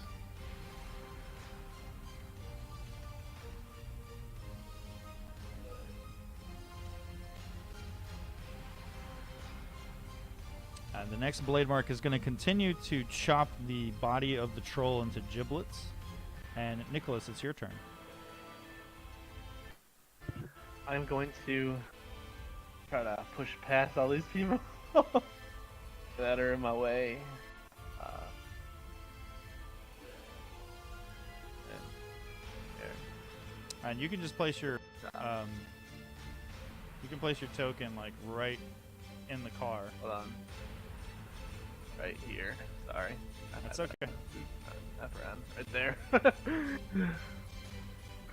As you pass through Samael and the other blade mark, standing next to the blade mark and the Warforged, you see this troll attempting to slash into the Warforged captain again. I'm going to draw my bow and arrow. And can I do like a slide? How much time do I have? Oh, no, never mind. It won't start. Just shoot him from close range. I'm gonna try to slide under him, but be like, cool. Well, your movement only got you to there. So unless you're Yeah. not planning on doing any attack, you can still do that cool slide move, but you won't be doing any attacks. Yeah, I'm gonna attack him instead. Okay. Oh. That is a miss. Says you Launch slip. an arrow and it flies. There's so much blood in the cabin that as you run through the double doors, you step on just a puddle of blood, and your foot slips, and your arrow just goes wide right past its ear. And I'm gonna end my turn. Okay.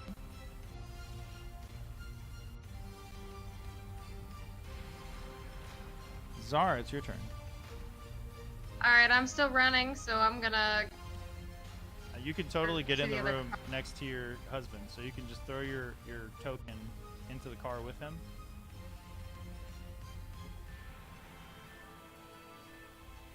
Which car? Is it the left or right? It's one above the cabin car, the one to the right of the dining car.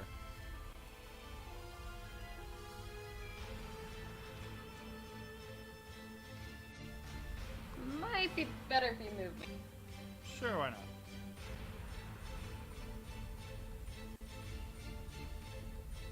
We'll say you're right here.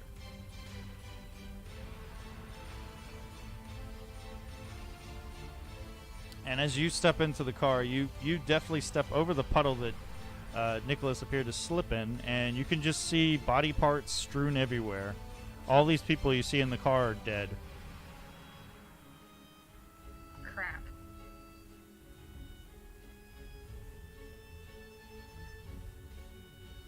Alright, like 100% dead? Like, They look like they were attacked by Jason Voorhees, whoever that is. alright. And the troll, is it still? Oh yeah, he's very much alive and looks like he wants to eat the metal man in front of you.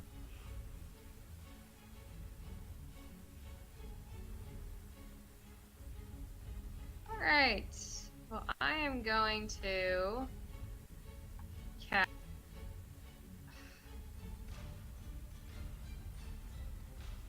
Once I can find it. I'm using my mouse pad, so I'm like, having trouble with zooming. I got you. What do you want to do to the creature? I'm gonna cast Guiding Bolt. All right, I targeted it for you. Alright. Thanks.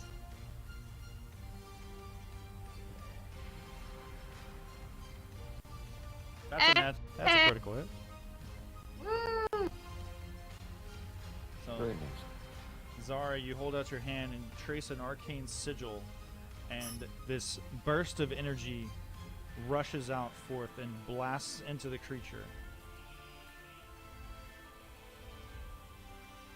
There you go. Whoops. That was only meant to be. It takes 15 radiant damage. Woo! Nice, nice. Is that the end of your turn? That is. I'm just gonna say, good luck, Nicholas. Oh, actually, if I could help him up. Sorry, you cut out there, Sabrina. What'd you say? Is he like on the ground in a pool of blood? Who? Nicholas. Oh no, he managed to stand up. He's currently standing up with his bow out, staring at the creature. Alright, I'm just gonna say, good luck. Lucky shot. And that's the end of my turn. Okay. The Blade Mark captain rushes through with his greatsword drawn and rushes up to the creature.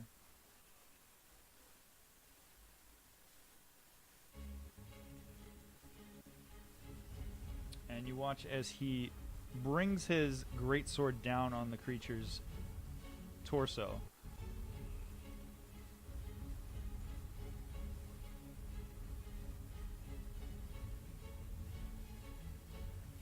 And then rears back and attempts to decapitate the creature.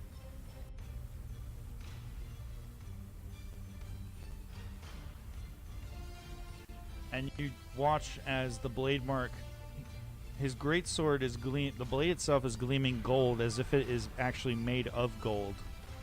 And you watch as he strikes the creature's head from its shoulders, and a geyser of black, bilious, greenish black blood begins sputtering and spraying all over the cabin.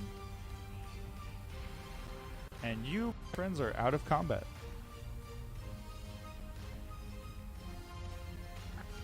So I'm gonna look around. Do I see anyone who looks like they're still alive? But they're injured? In this cabin currently, the Warforged looks alive. Nicholas looks alive. But are like injured. No, they all look pretty dead. You can make a perception check if you want. Alright. I'm gonna like step over between the doors and kind of look both.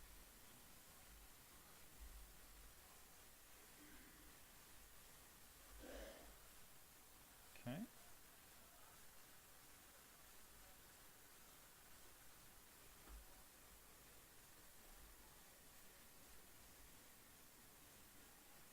Scanning the crowd. Is anyone injured?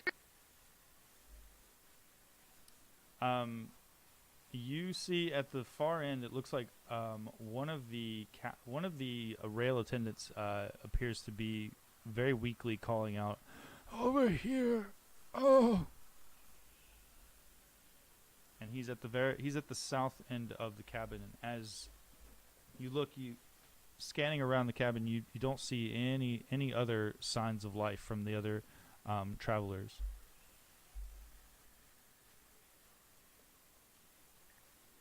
I'm gonna make my way over to the other cabin. If you could move me again, that'd be great. Sure. Are you going to the guard, or are you going back to the other cabin? Oh, I'm going to the guard. Is he still in the same cabin as me? Oh yeah, he's in Bloodbath cabin at the end. I'll put you there. There you go. Oh, gotcha. I see him. And as you do so, you hear Nicholas. You hear the captain is yelling out, "Check the injured. Get that damn thing off of here immediately before it regenerates." And as he does so, you watch as the Warforged captain takes his glaive and just sort of punches it into the head of the creature and then lifts it up. And you watch as he walks to the space between the cars and he pitches it over the side of the rail. and the other blade mark begins doing the same. Nicholas, what are you doing? I'm going to look at the captain. And who would be responsible? Why are these creatures even onto this train, or how'd they get out here? They must have crawled up and leapt on from the platform. Happens all the time, unfortunately. These cars are going to have to be switched out at the station and terminus. I didn't realize it happens all the time.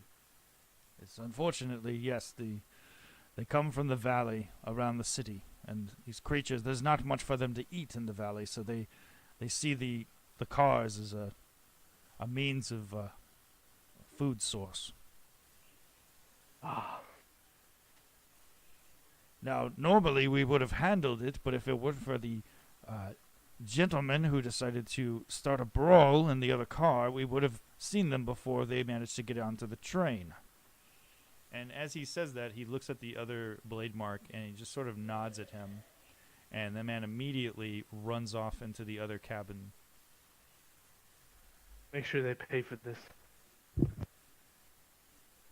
I'm sure your testimony will be quite helpful. Oh, it will be. Too many innocents have died. And Zara, as you heal the man before you, you see it is actually the same man that was so nice and knocked on your door earlier. And he just sort of, his eyes sort of flutter, and his the a bit of a blood that is coating his whole face at the moment from a deep gash, a wound. You watch as it's starting to knit together from your healing magics. And it looks up at you and it says, "Oh, Alessa, is that you? No, it's Zara. Alessa, I'm sorry. I am so sorry I had to go back to work. If you'll ever forgive me." And No. the man's eyes finally focus and he looks at you and he says, "Oh, sorry, miss. Oh, I seem to be out of sorts at the moment." Oh, no, you're totally fine. You'll feel better, don't worry. And she gives a little pat on the head and said, Alessa I'm sure, will be happy to see you. By the way, thanks for inviting us to breakfast. And she gives him a big smile. The first comment you say about Alessa, the moment he hears you say that name, he just sort of, his eyes kind of go wide and he starts stammering. He says, no problem at all. I really must be cleaning myself up. And he immediately gets up and heads through the double doors south.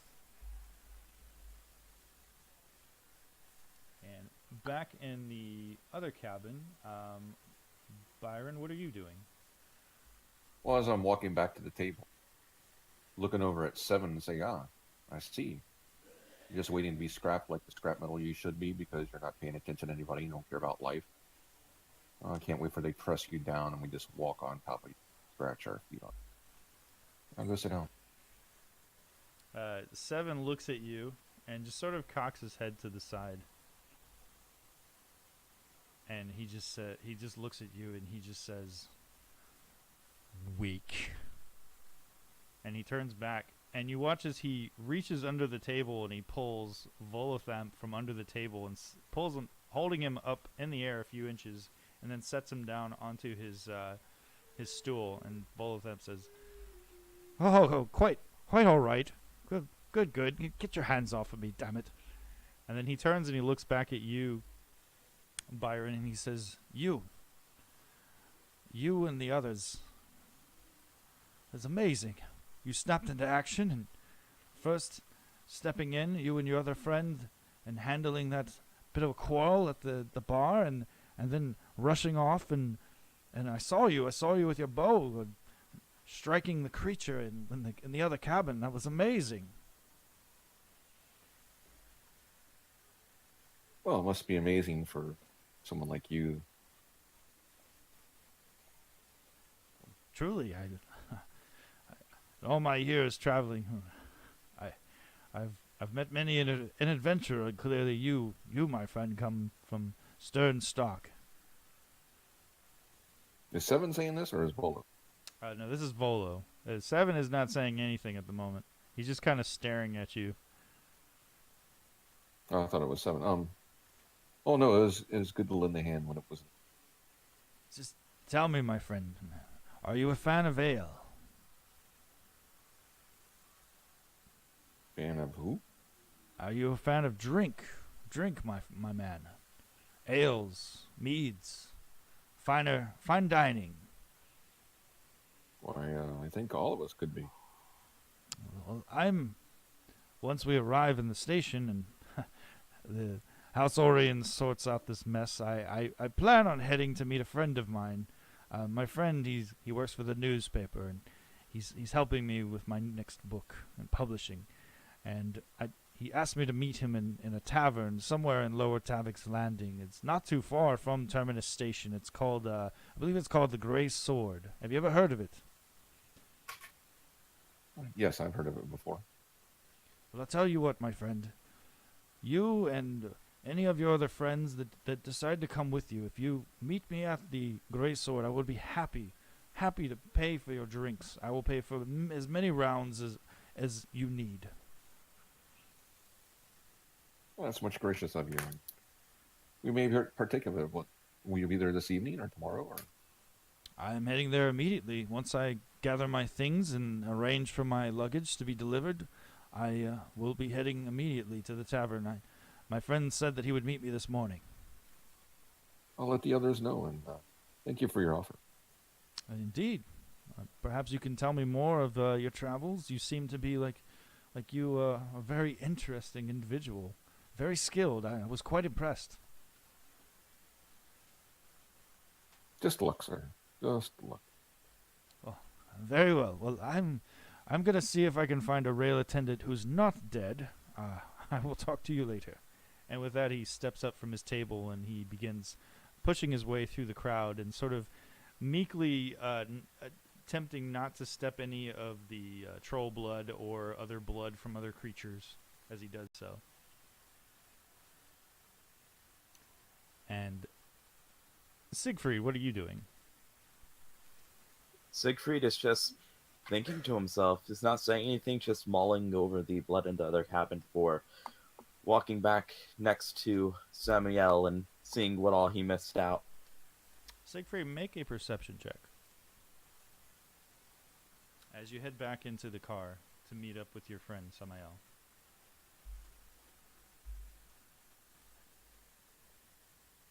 Siegfried, as you walk in, glancing around the carnage of this compartment, feeling the wind that's whipping in from the rail, passing over the conductor stones towards the city, you glance over to Yasmina and Perkle, the young child. And Perkle looks at you and just sort of looks at you for a moment, and then its eyes go wide, and his forms, his features immediately change. From that of a 4-year-old boy to a child of what appears to be 6 or 7 years old. A female child of white skin and shock white hair. And the eyes have no pupils, they're just black pools. And it just seems to look at you for a moment, and then it sort of turns its head and it's as if it's looking over your shoulder. And it just stares. And its image does not shift back into that of the golden-haired child that you saw when you rushed into this cabin. Interesting. Siegfried looks over his shoulder to see if there's anything behind. You see the rest of the cabin. You see the carnage, the broken glass. You see the other travelers who are some are historical, some of them are very grim, and are arguing currently with rail attendants and the blade marks about how this is absolutely ridiculous. I move over to him and kneel down before the child. Child, you should not look at that. No matter what form you may take, this is not something a young one as yourself should see. And the child, staring up in your eyes, doesn't say anything. Looks back to where you were standing and is now has a look of confusion, is now looking around. And you watch as its features change from that of a 7-year-old girl back into a 4-year-old golden-haired boy. And Yasmina, who has been watching her child this whole time, grabs Perkle and says, "Come now, let's get you cleaned up." And she immediately heads south out of the car towards the cabins.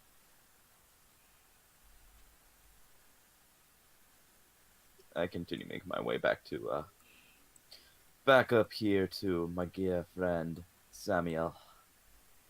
Samuel, you watch as the exchange between Byron and Volo. You saw the brief exchange between this massive Warforged and Byron. And then you see Siegfried heading through the double doors again, heading back towards the table from your position. Okay. And what are you doing in this moment? I'm looking at my L cup, wondering when it became empty and when I'm going to get it filled again. I'm also greatly annoyed.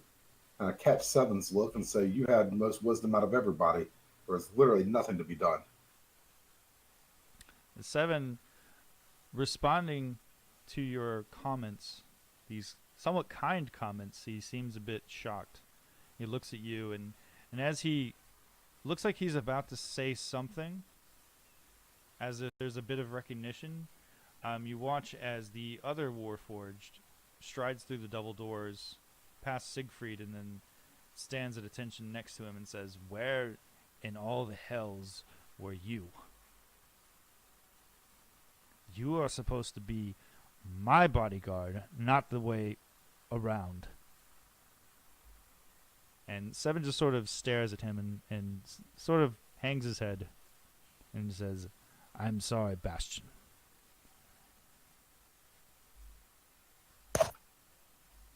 And Bastion, who is now sporting a very interesting gouge across one side of his construct face, sort of runs his hand and he says, "You're paying for this.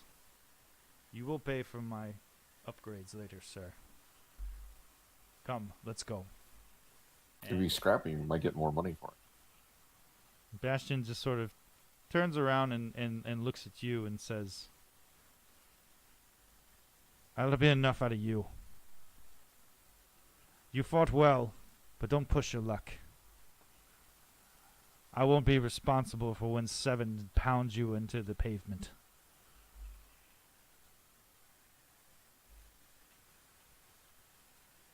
And the two I of them don't think that's within the law.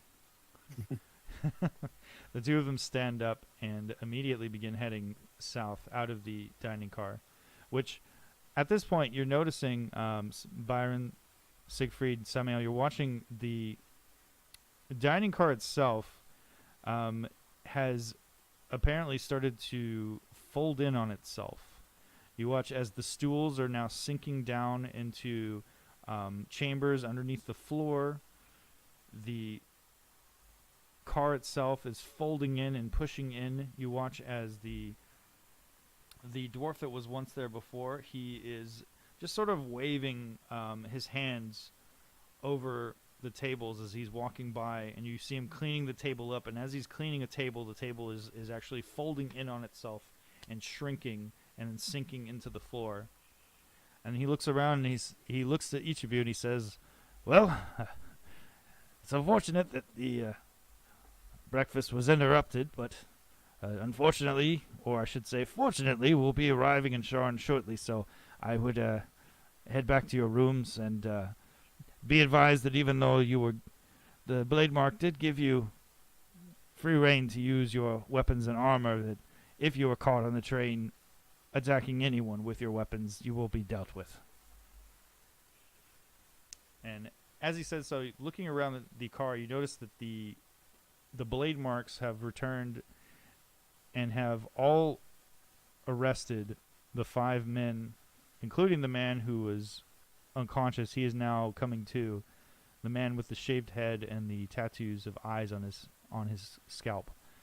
And they're all being arrested and now led away north out of the car. Yagra is up on her feet, and the Goldblade captain walks by and says, "You and I are going to have a talk. Now. Not later. Now."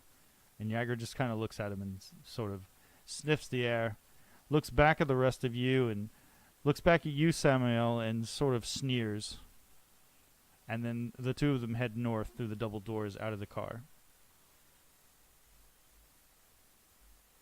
Zara, you return to your husband's side, watching as the other remaining travelers in the car, some that look like they were injured from bits of glass, they're being attended to by other rail attendants who seem to be working a bit of healing magic on them to attend their wounds. And what are the two of you doing now? Well, talk about adventure. Ah, yes. Oh, just one moment, and I'm gonna walk over to Barnabas and sit down and say, "Excuse me, Barnabas." I pull out a book says How to Catch a Thief, and I'm like, "Will you please sign this for me?" I thought that was you. Nicholas. It's funny. Ah, yes. I don't seem to remember you having a wife. I assume that's Yes, newlywed. It's been And a few... I walk over to Nicholas. I'm like, "Oh yes, he's a huge fan of yours." Well, never one to turn away a fan. It is quite amusing, this bit of business with the troll. You know, I had to step in there a little bit. You saw, of course. Yes, I did. It's quite amusing, yeah. Perhaps we'll see each other again in the city. How long are you planning on staying? Well, we don't really have an end date. We might make it at home, depending on if we like it. But definitely think about getting back into Inquisitor work. But I wanted to take some time off after I got married, so I let my license expire. But thinking about renewing it. Any advice? Well, you can. I can possibly put in a good word for you. As you know, the Inquisitives are not usually brought back into service once you've served your term. I've headed back to the city for my own reasons. I'm heading to see Lady Urtain on Skyway. She's hosting another one of her balls that she has every month, and of course I would miss that for the world. You weren't invited, were you? No, unfortunately, I was out too early before I got the invitation. I didn't really meet her very much. Well, that's unfortunate. I'm sure the guest list is filled up by now, but who knows? Perhaps next month you might find yourself invited to her palatial estate. I'm sure that Lady Urtain would love to see a former inquisitive who served Brayland in such a extraordinary and brave way, especially today. I see that you haven't lost your skills. No, sir. Like I said, if you could put in a great word, I almost think about going back. I want to be like you. Well, we can't all be as dashing and as handsome as me, of course, but you'll get there, young one. Thank you so much. Well, if you excuse me, I must speak to the conductor. And Have a good day, Barnabas. You too as well, Nicholas. And you, miss, what was your name again? Zara Highhill. Zara, it was a pleasure to meet you. You as well. Perhaps our paths will cross again. Hopefully not in such a perilous way as we did today, but perhaps I can, young Nicholas here will allow me to sweep you off your feet and, perhaps have a dance in Lady Urtain's ball next month. I look forward to it. Perhaps and perhaps we'd meet again, side by side, fighting darkness and bringing the light. Indeed. I say good day to you both. And he Good heads day. off. He's a good man. He I always is. wanted to be like him. I know, you can't stop talking about.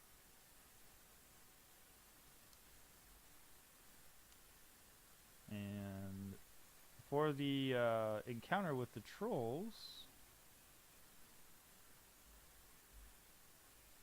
you each receive 480 experience points, which should be enough to level you up to level 2. Hey! Wow.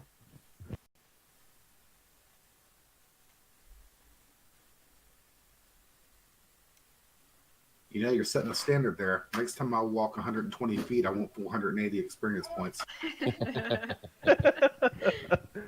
Well, see, you would have, if had you have taken on and defeated both of those trolls by yourselves, you would have gotten way more experience. I tried to get to him, but the super guard beat me there. All right. I missed So the fight with 2 weak trolls, and I'm out of ale, and the tables are disappearing.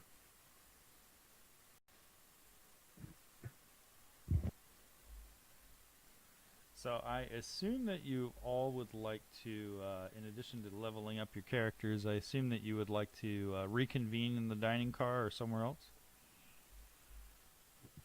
Yes. Hey, if you guys want to go ahead and level your characters up now, you can. While I'm doing that, I'm going to try to get this cup refilled one more time. Samuel, as you head up, you see that the dwarf has finished closing up all of the bits here and there. The tables are falling away and shrinking and disappearing. The bar itself is now being pushed in against the wall, and he turns around and looks back at you and he says, "Oh, I see you appear to be a little dry. Well, don't let anyone know that I did this, but..." And he just sort of waves his hand over your cup, and your cup immediately fills with ale. You're a good man, friend dwarf. Good man. My name is Lane. Perhaps we'll meet again, maybe on the return trip, if you decide to take the House Orion train out. I'm not so sure about this one. They're going to have to replace 2 of these cars. True that. True enough. If I catch you in the city, maybe I'll get you a drink next time. I'll take you up on that offer. Sure. Remind me of it when you see me. I'll be more than happy to. I'll salute him with my mug and drink up.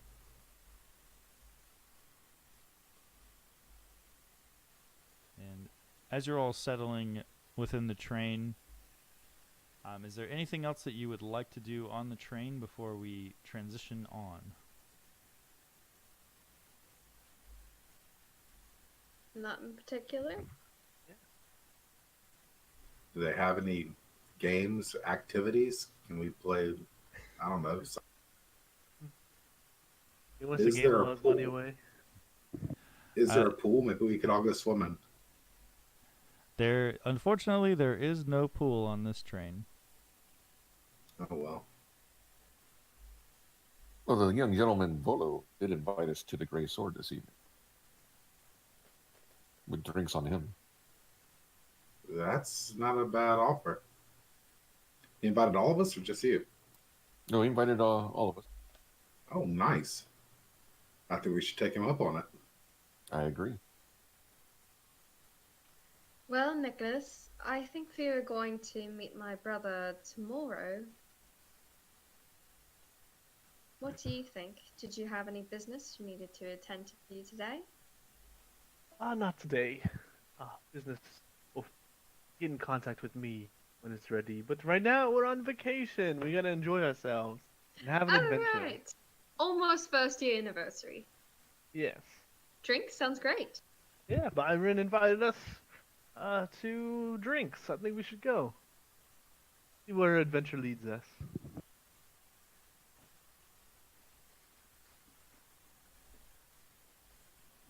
As you settle in, resting yourselves from this brief calamity that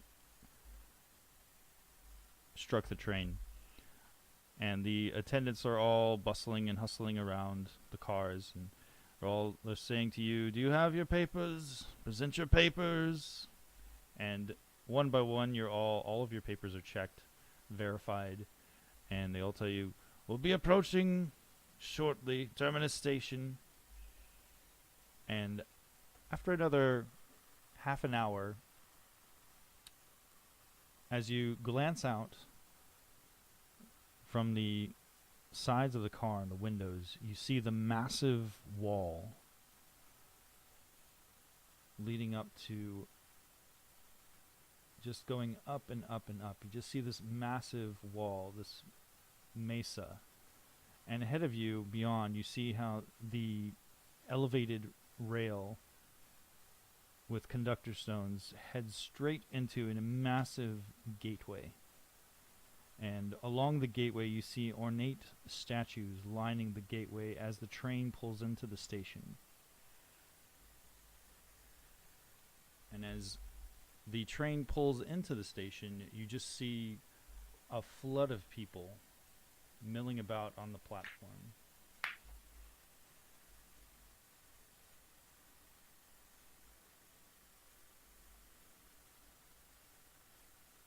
Well, where are you guys staying tonight? I mean, other than the, going out for drinks. Well, I need to meet up with my my girl's mother, drop off the package. Then I'm available. I meet at the Grey Sword. Alright, so I can't help but ask, what kind of packages is your girl forcing you to deliver? I'm just curious. Maybe I'm too... I don't mean to pry, but I do mean to pry. I don't know. They own a little bakery. I assume it's baked goods. Oh, really? So you traveled around delivering cupcakes? And I do what I cookies? must. Ah, It pays yes. well. For love. I see. I'm gonna Oh. insight check. I'm curious about him, whether he's telling the truth. I shouldn't say insight check. Now that would be insight. I mean, as in, to be accurate. I wouldn't just say out loud, insight check.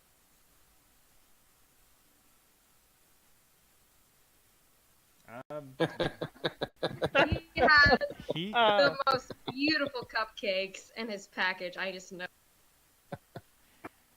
Yeah, he seems pretty on the up and up.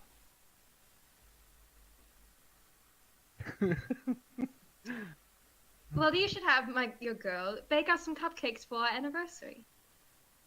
Oh, well, come on down to the bakery. Maybe we can get something made up just special for you.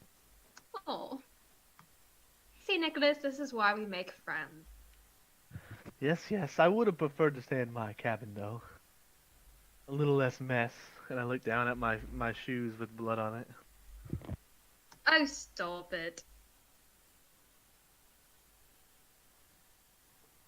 As the train settles, comes to a stop within Terminus Station, you are all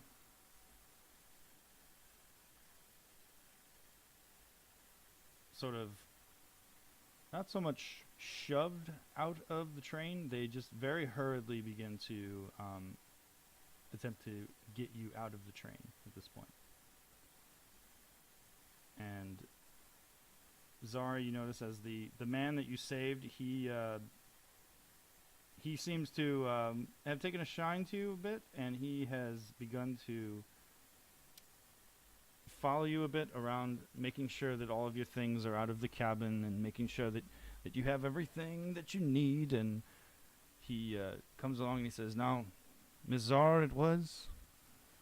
Yeah, Sarah Highhill. I truly hope that you enjoy your stay in the city. I would be very careful. Some of the wards can be a bit rough. Lower Dura in particular. I would stay away from Fallen. Though, Durpin? It's Dura is the western ward of the city. It's and well here. And he turns around and he grabs a piece of what looks like a crystal acetate almost. It's like a thin crystal, and he hands it to you and he says, "Here, this is a map of the city. It's very unusual that you don't seem to have one. And you have been to the city before, haven't you? Oh, I believe I do have a map, and I pull out my little Ella.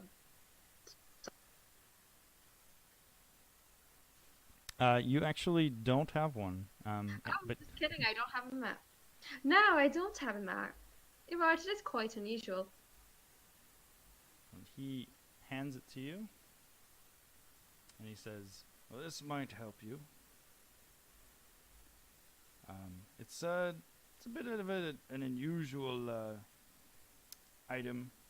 They've only recently started using them in the city. It's called an Atlas slate. And what he hands to you is about it's about a 5-inch by 7-inch piece of crystal, and it appears to be dark green with gold accents. And as you hold it in your hand, it almost feels warm to the touch. It's a Sharn iPad. And as he hands it to you, he reaches out and he touches the bottom of it, and when he begins explaining some of the different areas, like he says Dura, you notice that the image that you see in front of you is suddenly a bright light flashes over the area that he calls Dura, and I will share a map with you all. There you go. And he points on there, and he begins pointing out all the districts. And as he's saying the names of the districts, they all begin appearing on the data slate. The names of the districts are popping up the moment he's saying them, the names. And he points to the western part of the map as it curls around. He said, "This is Dura."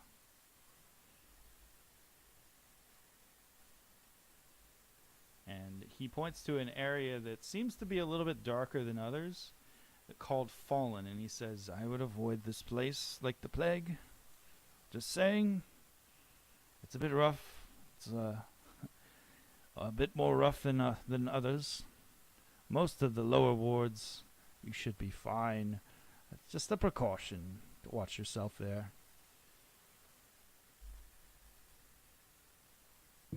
Why, thank you. I appreciate the knowledge. Yes, thank you so much, and this is beautiful. Oh, this thing? They're worth 2 silver. It's nothing. It's nothing. I wish I could give you something more for all you've done for me today. And he also says to you, says, "It's a funny little thing about this." And he takes it and he sort of puts it underneath his coat. And as he moves it out of the bright light within the chamber, you notice that the image changes from a dark green with gold accents to a bright amber color with silver accents. And he says, "It's pretty funny. It'll do that, depending on the light source. And you don't have to worry about dragon shards or anything like that. It's self-sustaining. It's a self-sustaining illusion."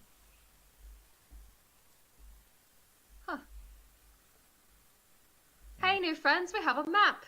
I will put this into your inventory, Sarah. Thank you, sir. And like I said, say hi to Alessa for me. You have a map. I have an atlas. It's funny. He actually just gave her the exact same thing that the gnome gave you at the platform. Call different things. I was explained to it as an atlas. But hey, you got one too.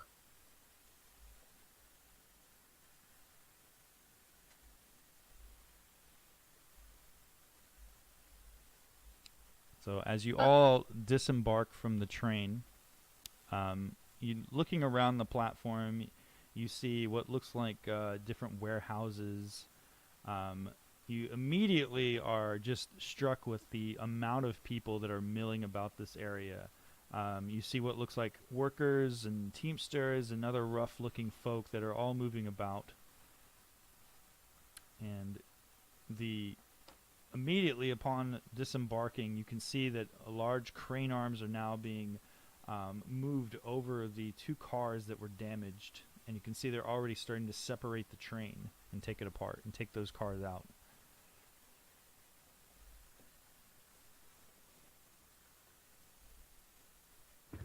What time is it right now?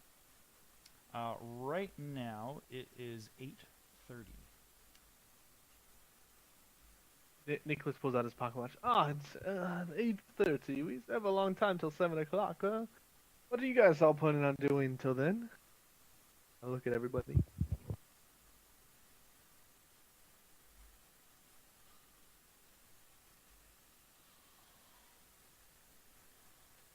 Well, I'll probably go to a tavern and either get a room or maybe play a song or so for them. What are you thinking about doing, Nicholas? I don't know. I think we should all tag along. It is better to travel together, I heard in Sean, than travel alone. I think better in a pack. More fun that way as well. I know that you're looking for a good adventure.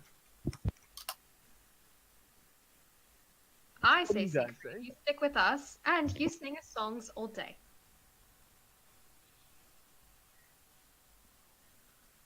What about you? Hmm. And she looks at the other 2 friends. Samael, Well, I can join up with you later, but I need to go find the local branch of my order and inform them my presence in the city. you could tag along. Very well. Is the local church marked on your map? let me Let's check it up. look. About that, see, if you think of an area, it will actually go around the closer you get to it, as well as show you where it's at. So, all we do is need to think of the Church of the Silver Flame, I believe is what you mentioned you were, and it shall actually show us where it is and grow warmer the closer we get to it. Oh, Intriguing. alright. Oh, look, Siegfried, the red light district is right behind the theater district. Oh, if that's your taste, far be it, but I prefer the theater part alone. It's probably much nicer than the one that's right next to the garrison. Probably. It is one of the better areas. Very nice. They're As a you're little cleaner. standing on the platform, you notice that there are there's just beyond the platform, leading out into the rest of the caravan district.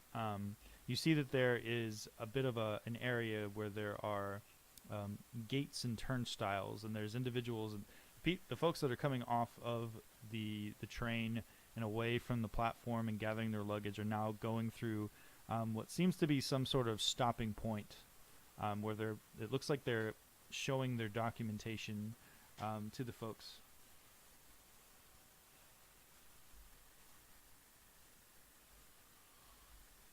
Byron, you gonna tag along too? Well, I need to drop these items off at the stores district in Lower Dora. You could do that after we go to his order. Actually, if he knows where that is, we could just go there and see if the map starts warming up on the way. That is true. I'm If you good. don't mind us tagging along. If not, that's fine. We'll be happy to just meet up with you later. Oh no, that's fine. If you like to see the bakery, you can come in and you can order your anniversary. Yeah, it'd be nice to know somebody that knows their way around the city. Not just that, but you know what? I actually do have someone named Dimbles I'd like to see. I've been recommended at a shop. Maybe your bakery may be near that. I could probably stop by there as well. Do I know where his order church is at, or Dimbles? Have I heard of it before? Yes, you actually know where both of those and where your girlfriend's mother's shop is located. Which is the closest?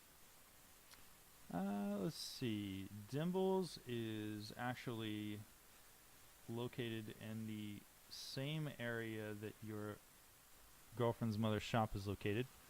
That is in the middle. Nailed it.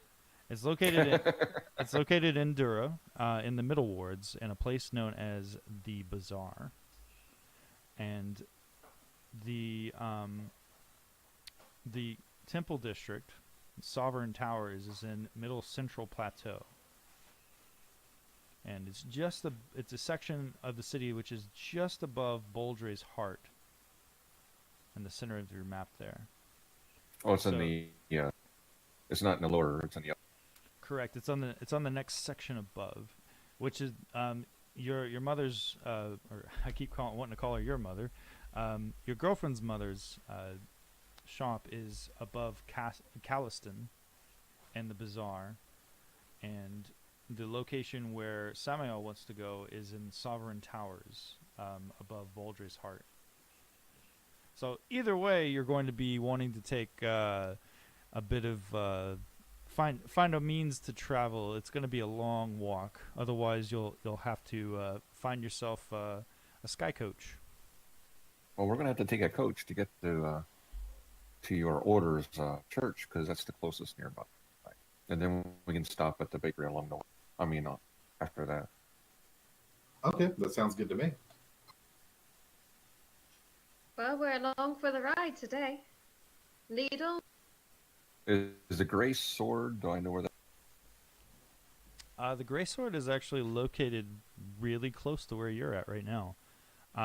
Beyond the Cogsgate Warehouse District and the High Walls tenements is where the Gray Sword is located.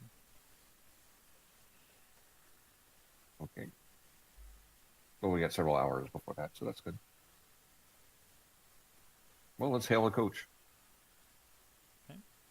Well, before that, you have to get through what is essentially the Sharn customs. What is known Okay. as the Guardians of the Gate. So as you all crowding together, getting closer, the lines are starting to get a little bit shorter as you're getting closer to the Guardians of the Gate, and they all one at a time begin checking your papers, and you see a couple of individuals. You see a very cross-looking female dwarf, and she's standing there, and she looks at all of you, and she says, "Are you traveling together or separate?"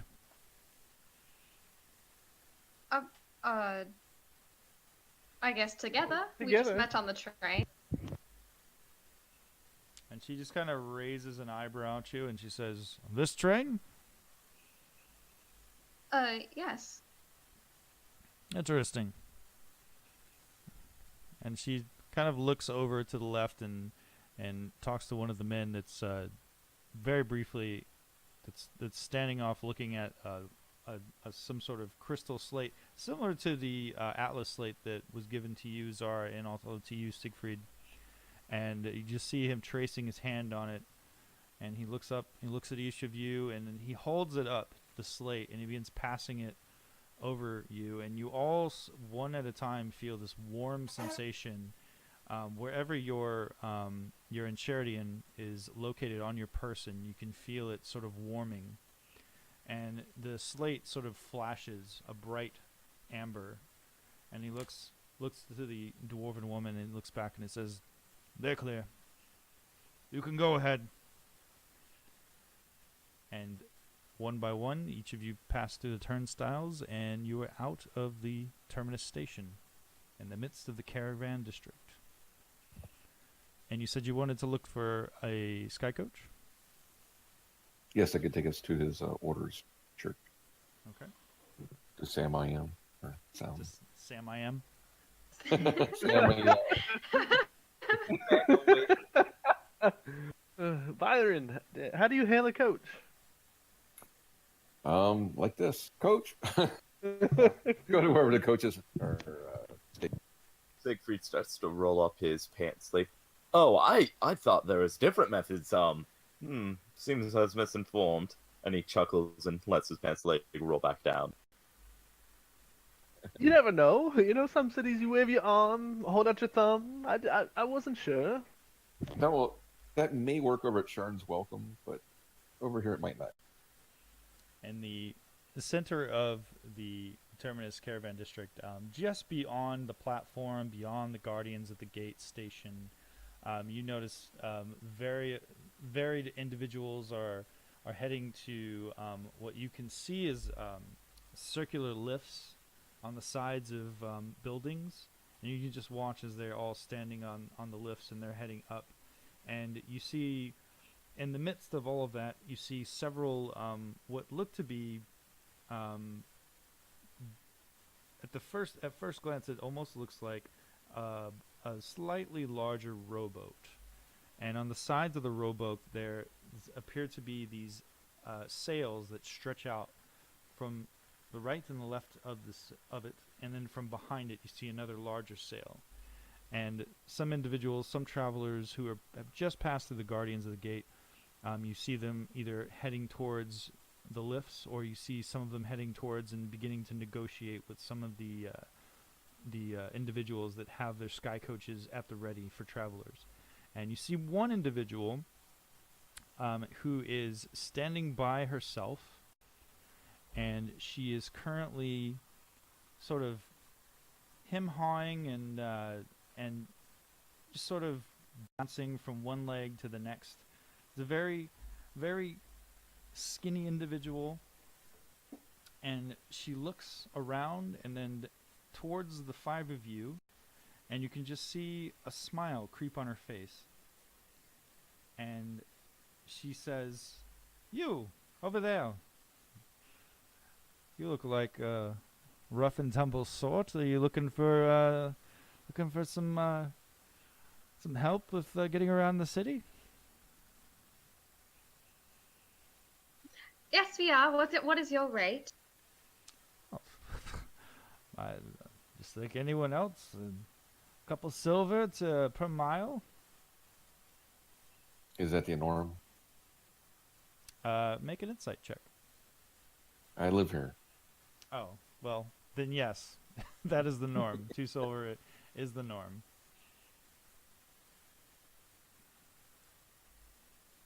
And I need an insight check to make sure he lives it. And is it a marked coach or is it a non-marked coach? I will make an investigation.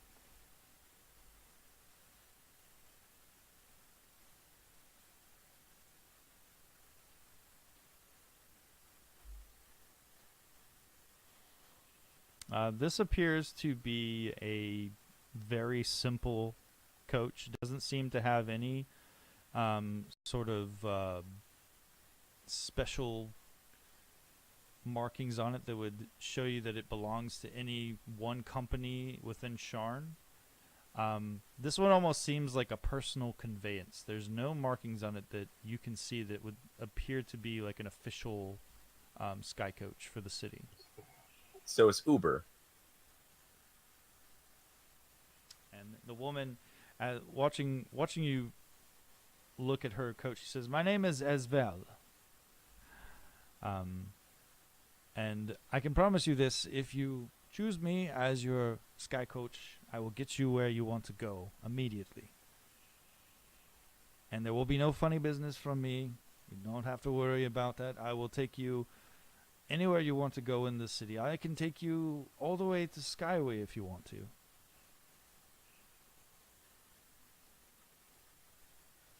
So Sam, what is the location that like your orders name? We are headed to the first militant branch of the Silver Flame Church.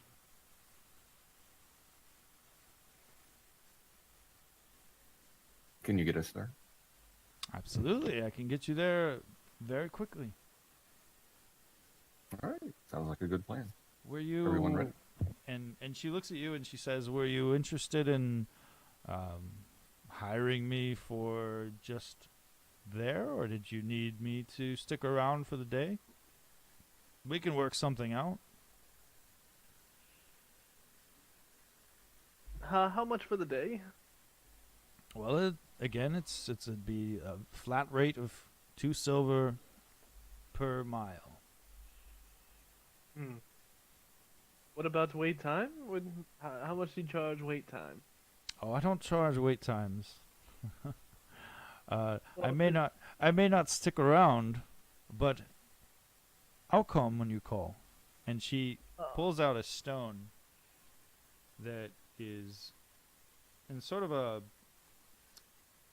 an oblong shape, and she just tosses it to you and says, "When you're ready, if I'm not here, I'll come a running. You just use that to contact me."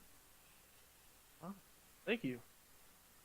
Of Let's course, go, it's not. everybody. It's nothing. Again, my name is Esvel. It's Phil. I get in. I do as well. Alrighty, it's 10. And that is where we're going to end for this evening for session number 1. You all, one by one, step into Esvel's sky coach and rocket off into the sky above Lower Tavix Landing to your next destination. Anna, come on. We have another hour. It's only 9 here. I thought we were playing at 10. Yeah, I gotta be to work in like under 8 hours, and I still need to sleep and shower. Yeah, I wanted to make sure that, for this new campaign, I wanted to make sure that we were ending on time every week. Okay. But hopefully you guys That sounds good. enjoyed But our if we ever have like,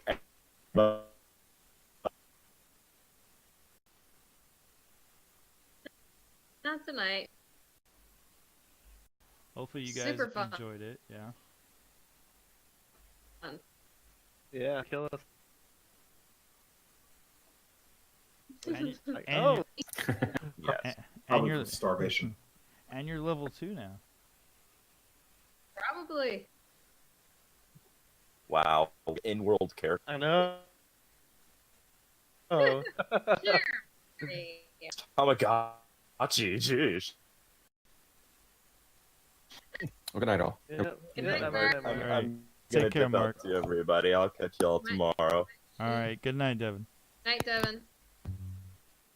Night, Derek. I'll probably, but it's a really short. Okay.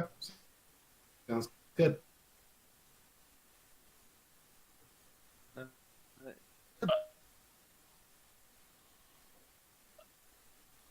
And Later. That was Yeah, a lot of fun. Thank you so much, Jimmy. loving the role play. Yeah. I love the Samael's characters. irritated right now. Why is Samael irritated? Samael's a little bit more bloodthirsty than a paladin has a right to be, and he is irritated that he just got to the fight just in the nick of time for it to be over. That is pretty irritating. I know. I shot one arrow and missed, and it was over.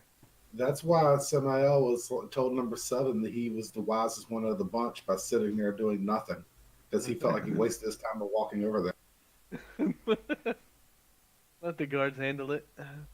Yeah, I'll pray for forgiveness later. No, you acted. There's nothing to forgive about that. At least you No, acted. no. It's the thought that counts. And I wasn't acting selflessly or for the betterment of everybody else. I was bored and wanted to kill something, and I need to repent for that. Mm. That Yeah, is true. probably. Hey, we all have our flaws. Yep. Hint, hint. Yeah, but unfortunately, mine define me. I need to take care of them. Well, you're going to your church now, so you can tell your commanding officer. We don't do it that way. I'll just have to. I'll have to find the form of penance. Most likely, I'll make a donation to the church while I'm there. Just tell your commanding officer. I'm sure he'd love to hear all your sins. No, he wouldn't actually. And He'd I'm pretty probably sure kill you you. do the little cross thingy. And that. No. This is the Church of the Silver Flame. They're trying to eradicate all evil in the entire